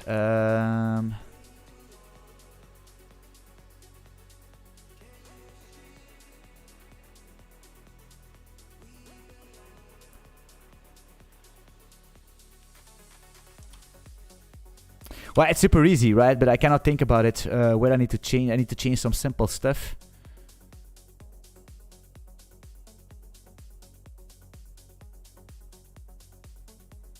Oh no! Ah, shit! I need to check it here. If this, oh man, we could do a simple function. Let's do it real quick. We're gonna say func. Yeah. And nodes can connect. Can is it? Can. Man, I see my whole attention and typing is gone. String.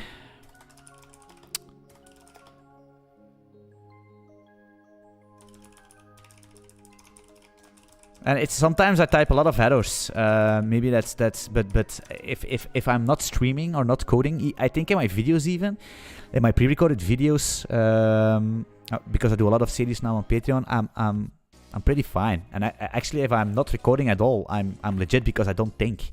That's crazy because when I'm just working and I'm just alone, nobody, no video, no camera, no nothing, I don't think on typing. You just type and you think on the problem. But the funny part is that when I'm streaming or recording, I'm thinking on my typing. It's crazy. It's I don't know what's going on or why I'm doing that.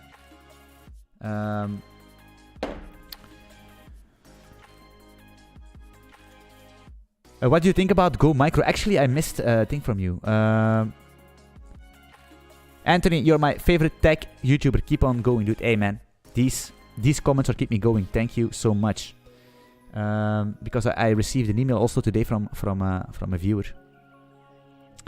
And he told me that it's not like the teaching stuff, but it's also the inspiration stuff and the motivational stuff.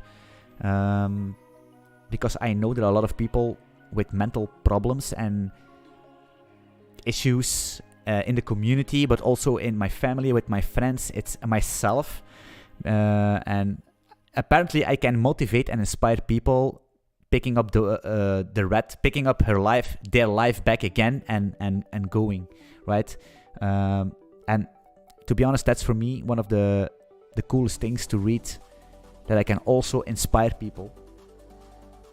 Not only learn your stuff, because I think, but also inspire and motivate. That's important, right? Because you need to know that if you're doing a hobby, or if you're doing, if you're getting sick from the cold, right? Your body's getting sick, right? If you do a lot of exercise, like I lift weights a lot, and I'm getting these pains, right? Tennis elbow, golfer's elbow, knee pains, back pains, right? The same for you. You get sick, you get a cold, but the same thing happens with your mind, right? The same thing happens with your brain, with your mental health. That's you can get sick because life is a fucking filthy bitch. You know what I mean? And each time you come in these emotions and how do you call that? Prickles, does it call in my thing? How do you call that? Like these emotions. Damn it, I cannot find a word. Anyway, so you're gonna get sick also, right? You're gonna get depressed, or maybe anxious, or sad, or whatever, right? So you need to also take care of your mental health. It's very important. Although I think mental health is something it's not fake, right? It happens because I went through the same things, right? But I mean, it's something that you tell yourself. It's not true what you feel, right? Depression, anxiety, that doesn't exist. It's yourself telling these things. It's your thoughts, right? But it is a disease for sure, because I suffered from that. And still, I have these anxiety attacks and panic attacks. Anyway.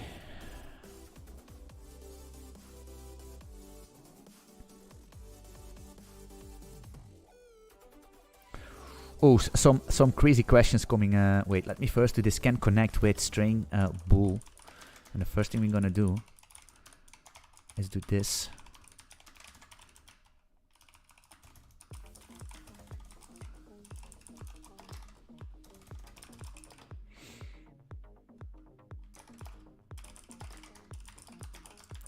Let me quickly do this, boys. Pierce, we're gonna say if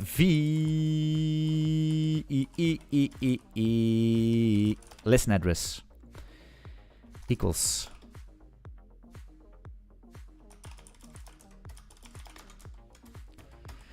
well, we're gonna return false, and we're gonna return true. If this doesn't work, then we're gonna call it a day.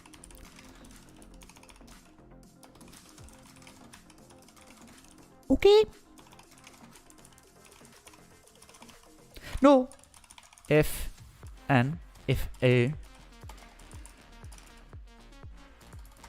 can connect with this adder, then we're gonna return no.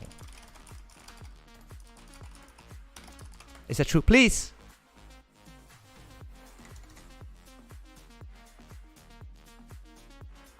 Look at this, guys. The Messi of distributed programming. Scoring every stream. 4,000 with 3,000, 3,000 with 4,000, 5 with 4, 4 with 5, 6 with 5, 5 with 3, 3 with 5, 6 with 4, 4 with 6, 6 with 3, 3 with 6. We are all connected. Job's done. Look at this. Git add. Git commit. -am. My commit messages are terrible, I know. But that it doesn't matter. Feet. You see these guys doing feet, and then this or fix or what is all this bullshit? Core. I don't even know what that is. I hate that so much. This GitHub thing, man. These front. It's most likely in the front end that it happened. I don't know why they're doing it. I don't know what problem it solves. I have no fucking clue what it is. Just make a good commit message in general, right? And in this case, there is no good commit message because it's going to be VIP refactoring network code with gRPC. Hey, but it is what it is. Git push origin master. All right. Are there any questions? Some concerns? I'm going to read the chat real quick because there are some filthy questions. Not some filthy, but some hard questions I need to solve, which I probably don't know.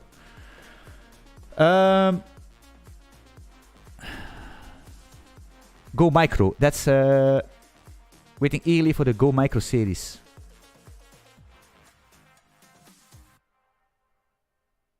The Go Micro series, they are already done. No? T3, hello boss, 3DB, what it up, my man? Rohan, what is your opinion on software transactional memory? Whoo, baby, I don't know what it is. Hey, I'll be honest with you guys. You see, I'm an honest person. I don't want to be the smarty pants here. Can somebody please explain me what software transactional memory is, STM? So I can maybe give my opinion on that. Because Rohan Verma asked it. Because channels and mutexes are clearly lacking with many problems. Opinion on software transactional memory. I probably know what it is, but it's just a term. It's too fancy for me, probably. I don't know. Bro, I started the code with Fiber Framework. Do you some bit about it? It's easy, man. I don't know what Fiber Framework is. I don't know what it is. I never used it. I never read about it, but I can already tell you that you're gonna do something like this. Right? You have a func main, and Fiber Network is gonna be something like Fiber. Is gonna be it's gonna be F. It's going to be a new fiber. And it's going to be fiber. It's going to be fiber new something, right? And then you're going to say f get slash your handler, right? And your handler is going to be something like this. Handler is going to be C, which is going to be a pointer to a fiber.c context or context, I don't know, or CTX maybe. I don't know how they fixed it. And then it's going to return an error, right? That's what's going to happen. And then you're going to say something like C JSON, which you can actually probably do a status code. HTTP status OK, right? And then you're going to return some V, which is going to be an any type, right? We cannot do that. An interface maybe. Actually, let's do a struct. Let's do a struct of A, which is a string. Right? And then we're going to do this. We're going to say that A is foo. Look at this. And then we're going to say V is here. Something like that. Right? Return, actually. Return this. That's fiber in a nutshell. And I don't know what fiber is, but I'm pretty sure it's going to be very close to this because all these fucking frameworks are the same. Guys, did I told you already that I was the pioneer of these frameworks? You guys don't like it. I'm going to show you. I'm going to show you once again. I'm the undisputed champion of Golang. Fiber, Echo, I was in front of all these. They copied me. I'm going to show you real quick because you don't believe me. It's going to be Weavebox. Weave Weavebooks. Clip this. Somebody start clipping this already. Oh, wait, I need to search on GitHub here. GitHub Weavebooks. I already did this in a stream, by the way.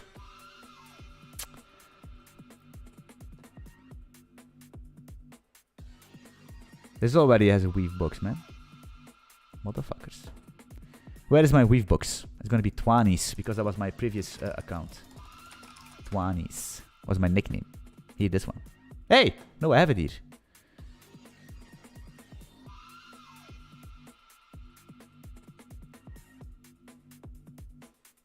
Hey, I have it! Here, this is one. Here. Can you guys see this? Fiber. I was making this framework when Fiber, these guys were still in their diapers.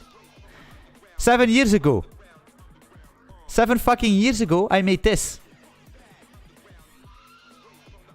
This is what I made. The exact same syntax. Hello name, hello handler, app serve, as text. Where is my Weavebooks name?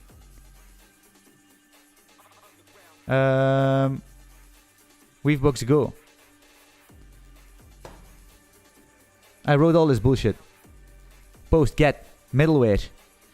7 years ago. How old is Fiber? Tell me how old Fiber is. Fuck Fiber. You see what I mean? I was the pioneer. I'm the pioneer. And if you don't believe this is me, this is my daughter. This is my daughter, I swear to God. It's forked from Bubblebot because it's Bubblepost. It was a company I worked for back in the day.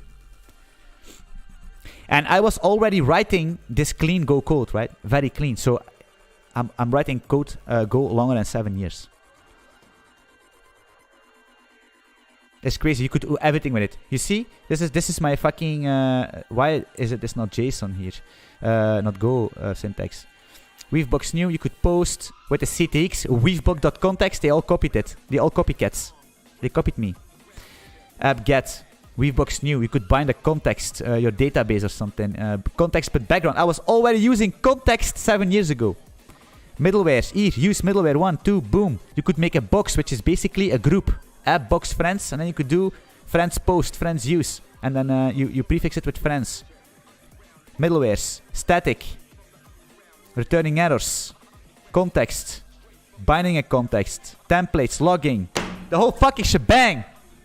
7 years ago, the guys were still in the diapers.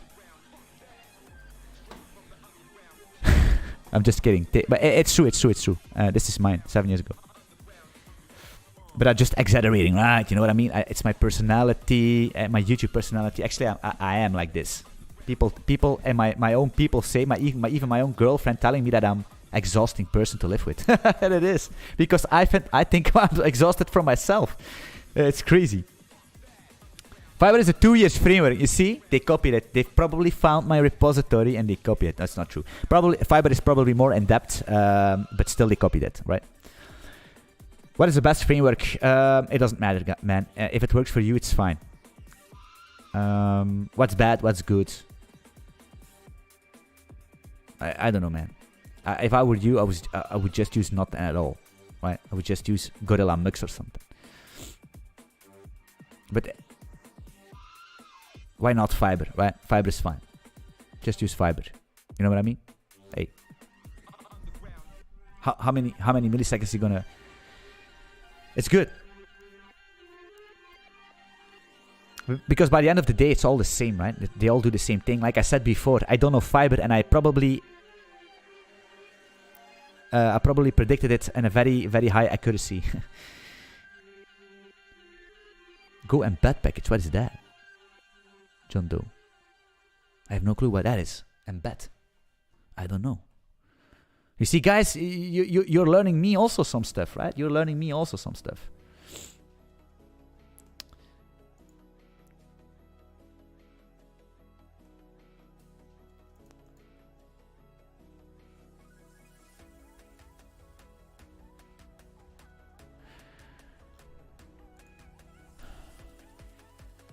People are getting level 4 on my Discord. That's fine. I'm gonna check the levels actually real quick in random to see what's going on here. Who's the undisputed leveler?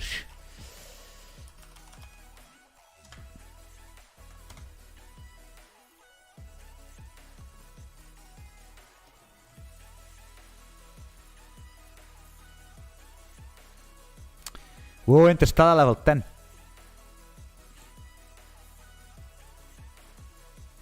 Oh, Teapot's level 8. Daddy also.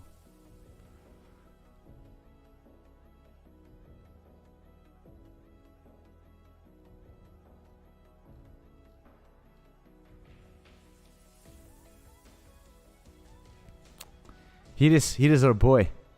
It's weird that you only have 3, to be honest. What's going on?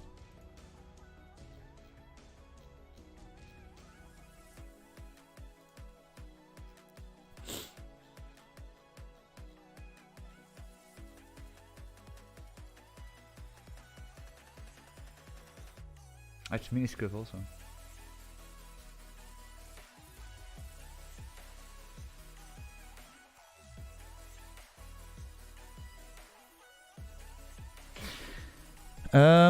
Wait. I'm GCC, of course. Yeah, here he is.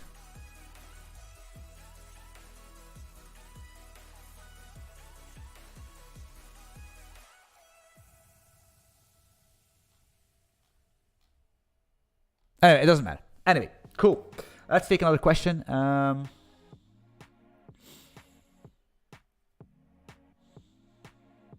We can use embed file system to serve static web. Oh yeah, I see. Yeah.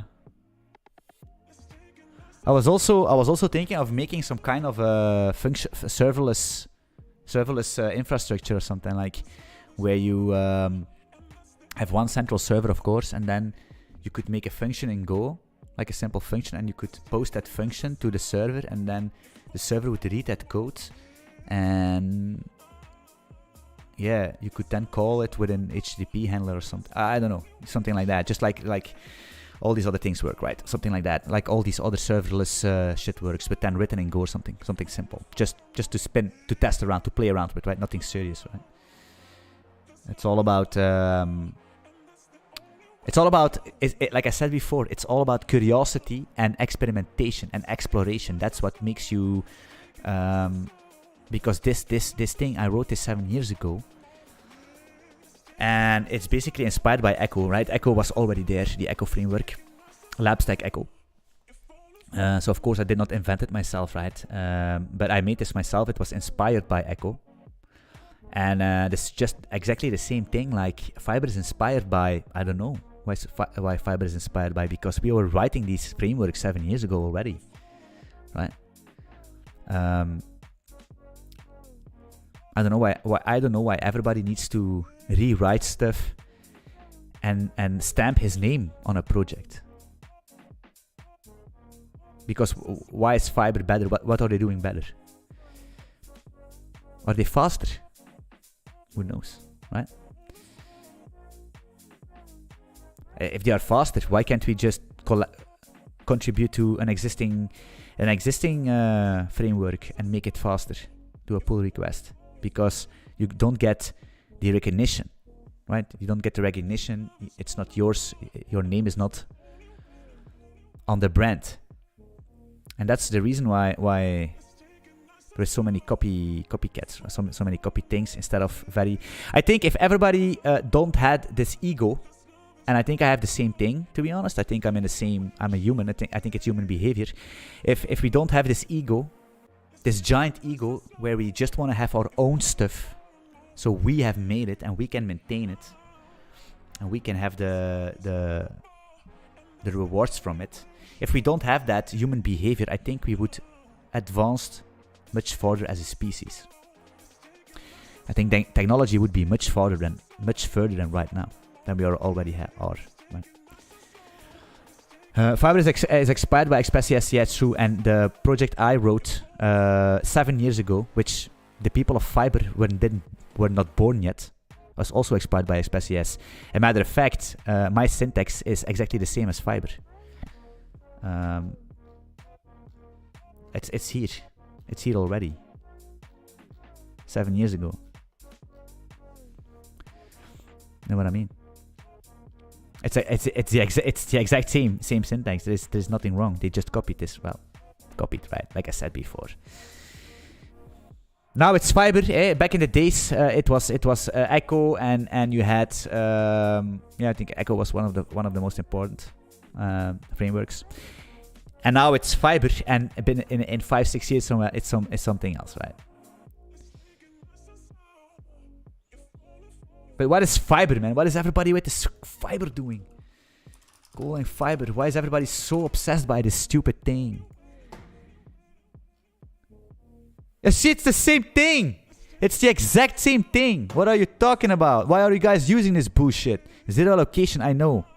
The same thing here. It's the same thing. Utils copy string. Why do you need to have utils from fiber? Send string. App list. This is exact my thing, guys. Look at this. Please.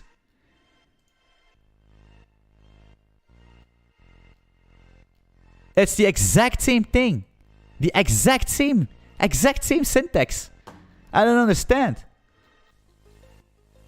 Of course, this is a silent sleeper, right? This is 7 years ago, but... Easy. You don't need to read this documentation. It's so easy.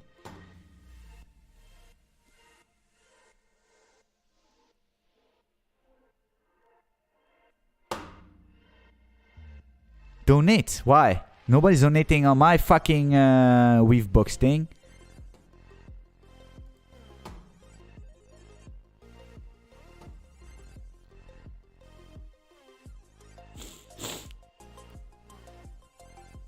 I don't understand. I hope you guys can clearly see that I'm the real deal here. 7 years ago.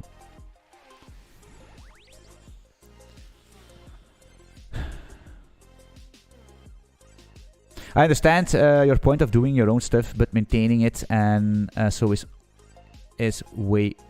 Yeah. I understand. Like Miguel. I'm not saying that you need to do your stuff yourself, right? I think I'm using Echo Lab Stack myself, right? Echo Lab Stack, right? You see, it's in purple. I'm using this all the time, right?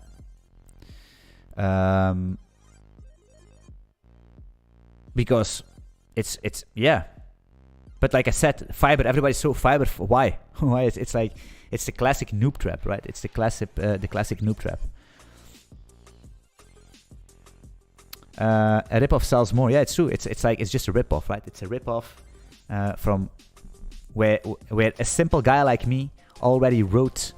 Where a simple guy like me wrote the same thing they have single-handedly 7 years ago. Well, they're probably still at playing with the Action Mans and the Lego, these guys, right? Because they were probably, I don't know, 15 years or so. They were just experimenting with vaginas and such, right? They didn't know what's going on. And I was already writing this, you know what I mean? I already had experience with vaginas. And I hope I can say this word, because I don't know. Don't report me. Echo, yeah, I'm using Echo for a long time. Because mine is basically inspired on Echo. Echo is there for a very long time. Mine is basically... mine is a ripoff of Echo. You see, it is what it is. It's a ripoff of Echo. Rocket is better. I don't know what Rocket is, actually. Like I said, I'm an old man. Rocket's Golang. 10 web application. It's very thin, yeah? It's very thin, yeah? V1, yeah? What's this? There's nothing in it. It's just the same. You see, it's all the same, probably, right? We all have this. Is it this? Am I right? Damn, they were a year faster than me. These bitches. The parables you come up with. I know. It's funny, isn't it?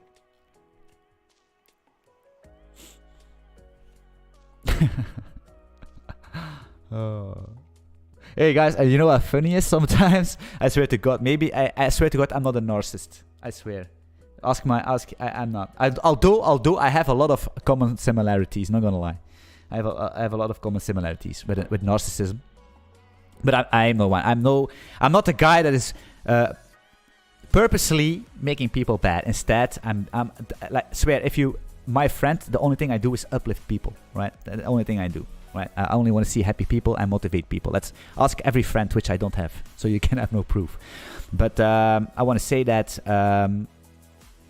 with this laughing thing, sometimes I watch my own streams, which is already it's professional, right? I need to watch my own streams so I can perform better next time. And sometimes I make a joke and then I need to laugh. I need to laugh at my own joke, and then I sit there like, man, actually you're funny. You're actually funny, right? I think sometimes I caught myself doing that. Is that a disease? I don't know.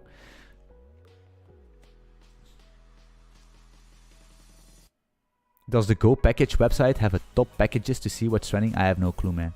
I never check. Like I said, I just Google stuff real quick, and I try to. It's basically something that I learned over the years. I try to not read as much anymore, and not watch as much anymore as I used to do, and just go with my own thinkings and my own solutions, and don't sit a lot on social media learning all these new concepts and metas and peoples and influencers, and hey, get the fuck out of my feet, you know what I mean? Because when I was younger, maybe when I was you guys age, when I was mid-20s or something, I was super eager to learn, and I'm still, right, but on another level. I have my people I follow, right, on YouTube. I have some people that motivate me, right? But I was actually looking for a lot of Go videos and conferences and JavaScript and this and that and Node.js and all this crazy stuff and all microservices and Docker and wow, was everywhere. Kubernetes. I watching every video and every influencer, and I was, in this open source community. But now I have something like, I'm doing my own stuff. You know what I mean? If I don't know something, I will look it up, but I just go with the flow, right? To keep myself not distracted from information that's coming into me, because who's right? If somebody has 100k followers on Twitter and tells me something about programming, is he right? Because he has 100k followers. I know fucking losers with 100k followers because they are just consistently tweeting these stupid threads and all these do you have a GitHub page? Let's connect. Share your GitHub in the comments. Of course, if you do that every fucking day, all these fucking motherfucking losers, they will put their GitHub repository with their 2 projects they copied from a bootcamp. Of course, you're going to have 100k followers. So you never know what's right and what's wrong these days. So I'm spitting on my own microphone. That's crazy. Normally I do that in the bedroom. I'm 35. I'm 36. Welcome. It's getting better, to be honest. I'm gonna lie. The older my mid-30s, I never felt so strong and smart at the same time. It's crazy. It's insane. I don't know what it is. People say, if you think you're 18 and you're strong, man, it's only getting better. But I think also, from now on, it's only getting worse. So I think I'm peaking, and I need to abuse that moment. I feel like a child when I watch you code. Why?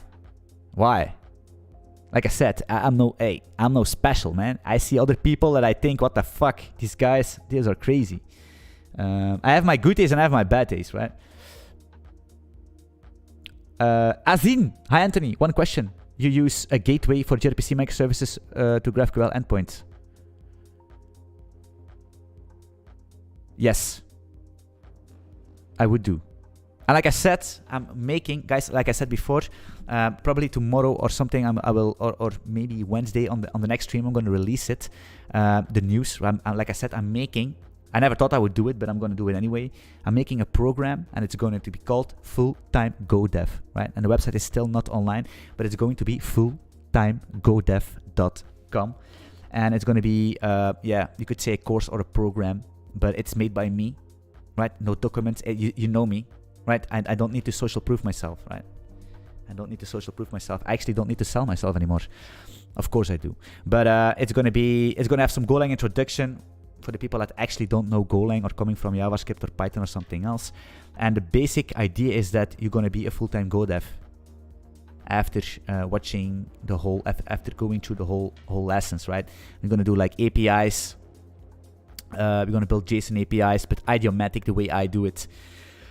We're going to do data layers, right? All that good stuff. Building with Docker, deploying that stuff. We're going to do microservices, inter-service communication with JSON and gRPC. We're going to do a gateway on top of that. We're going to use different databases for each service. We're going to all deploy that with Docker. Rate limiting, circuit breaking, instrumentation, logging, the whole fucking shebang, right? So if you have done all that shenanigans, I'm even going to help you for interviews, prepare you for interviews, vet your CV, but it's probably still a bit rookie because your CV needs to be clean and mean, and you need to do a lot. You not always need to tell the truth, right? You don't need to lie, but some things can be aside, if you know what I mean, right? What they don't know, they can ask. You know what I mean? So that's what I'm going to do. It's going to be released soon. What I learned from day one from you is to be confident, just sheer confidence. Yeah, it's true. I'm very, yeah, it's true. Although it's not always true. I'm not always confident. I look confident, but sometimes I'm not, right? Sometimes I'm not. But it's important, and that's what I also want to learn, right? People that are on my Discord, people that are on my Patreon, people that are probably going to enroll into this program. Like I said, I'm not only going to teach you stuff, right? I'm also talking.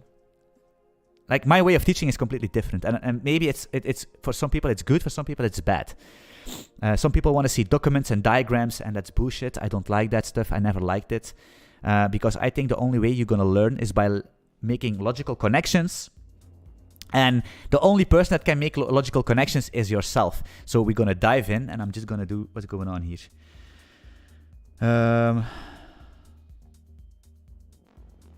What's going on here? Anyway, messages, right? So I will see how it goes right now. I'll see how it goes. Because like I said, I don't like courses, but it's because when I was younger, I would buy it for myself. And I think I always tell myself, if I would buy it myself, because I'm very skeptical. Oh boy, I'm the most skeptic person in the whole fucking universe. But if I could buy it from myself, then I should do it, because I know all these other programs and they suck, right? And not because they are not because they are stupid people, right? It's just because the way they teach, right? They. Anyway.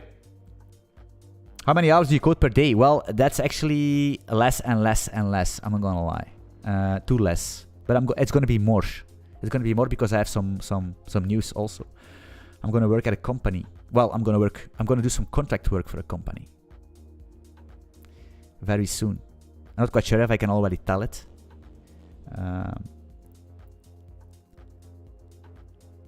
But soon it will be released. It's nothing to. Well, it's for me. It's amazing because it's exactly what I want to do, right? So I was, yeah. But normally when I code 4 hours and 4 hours, yeah, made 8 hours a day or something. But I'm basically working more than 8 hours a day, but coding, I cannot code longer than 3-4 hours. That's impossible. That's impossible for me. 3 hours, and then I do something else. And then again, maybe in the night, when everybody's sleeping, I do another 3 hours, 4 hours maybe. It depends. And that's it. It's hard. It depends also, right? If you need to do research, you can. Most of the time, if I need to do research or something, I just take my laptop and in my bed with my pillow, and I just do some research, right? But if I need to code, then I need my keyboard, right? My precious keyboard. Real world example and applying the knowledge as we process. True. What? This is a long stream, 2 hours and a half. What is this? Okay, I'm basically gonna wrap it up, guys, because I need to eat and all that shenanigans. But we did a good job, man. We did so focused, man. I'm hyped because the last couple of streams I was distracted by chat, but now we have fiber in our code. What's going on here? People would think, what the hell is this? All right. But now we did some nice stuff, very, very focused. And I think, yeah, next stream we're gonna do the other shebangs. What's going on here? All these steps.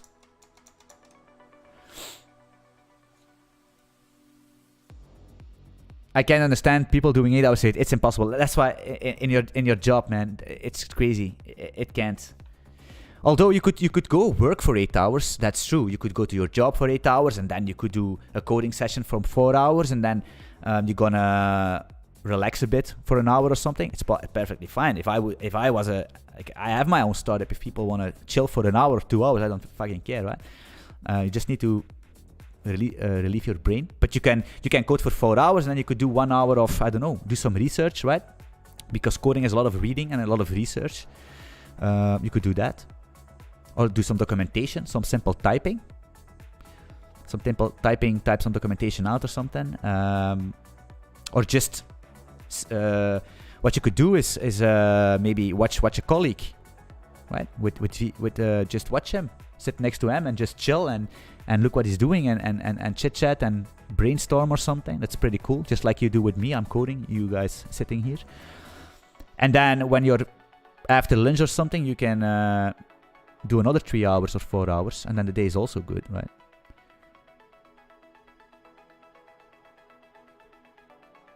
Just super adrenaline and go coding, man. I still need to learn to read a complete message, man. John Doe, Anthony, can't thank you enough for the invaluable content.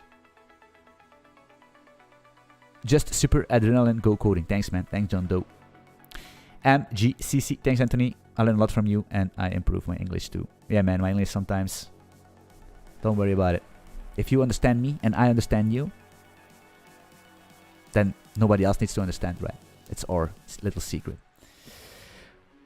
All right. Hey, thanks for being on the stream. Much appreciated, everybody, boys and girls. Not quite sure. I need to find. If you're a girl, please. If you're watching this video, if you're on my Discord, if you are a girl, please raise your fucking hand.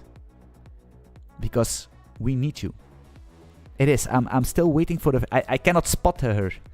I cannot spot any girl in my community. How is this possible? So if you're a girl, let me know. No, hey, nothing gonna happen. But it would be nice to have some girl power, right? It would be nice to have some girl power in the community.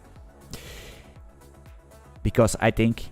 To be honest, guys, I think girls are smarter than men. But hey, it is what it is. Anyway. I need to say this. Alright, guys, thanks for watching. And I'm looking forward to see you in the next video. Next live stream probably Wednesday or Thursday, actually. No, Tuesday. Oh, the day after tomorrow. Probably. Something like that. Yeah. Alright, guys, girls. Thanks for watching. Have a nice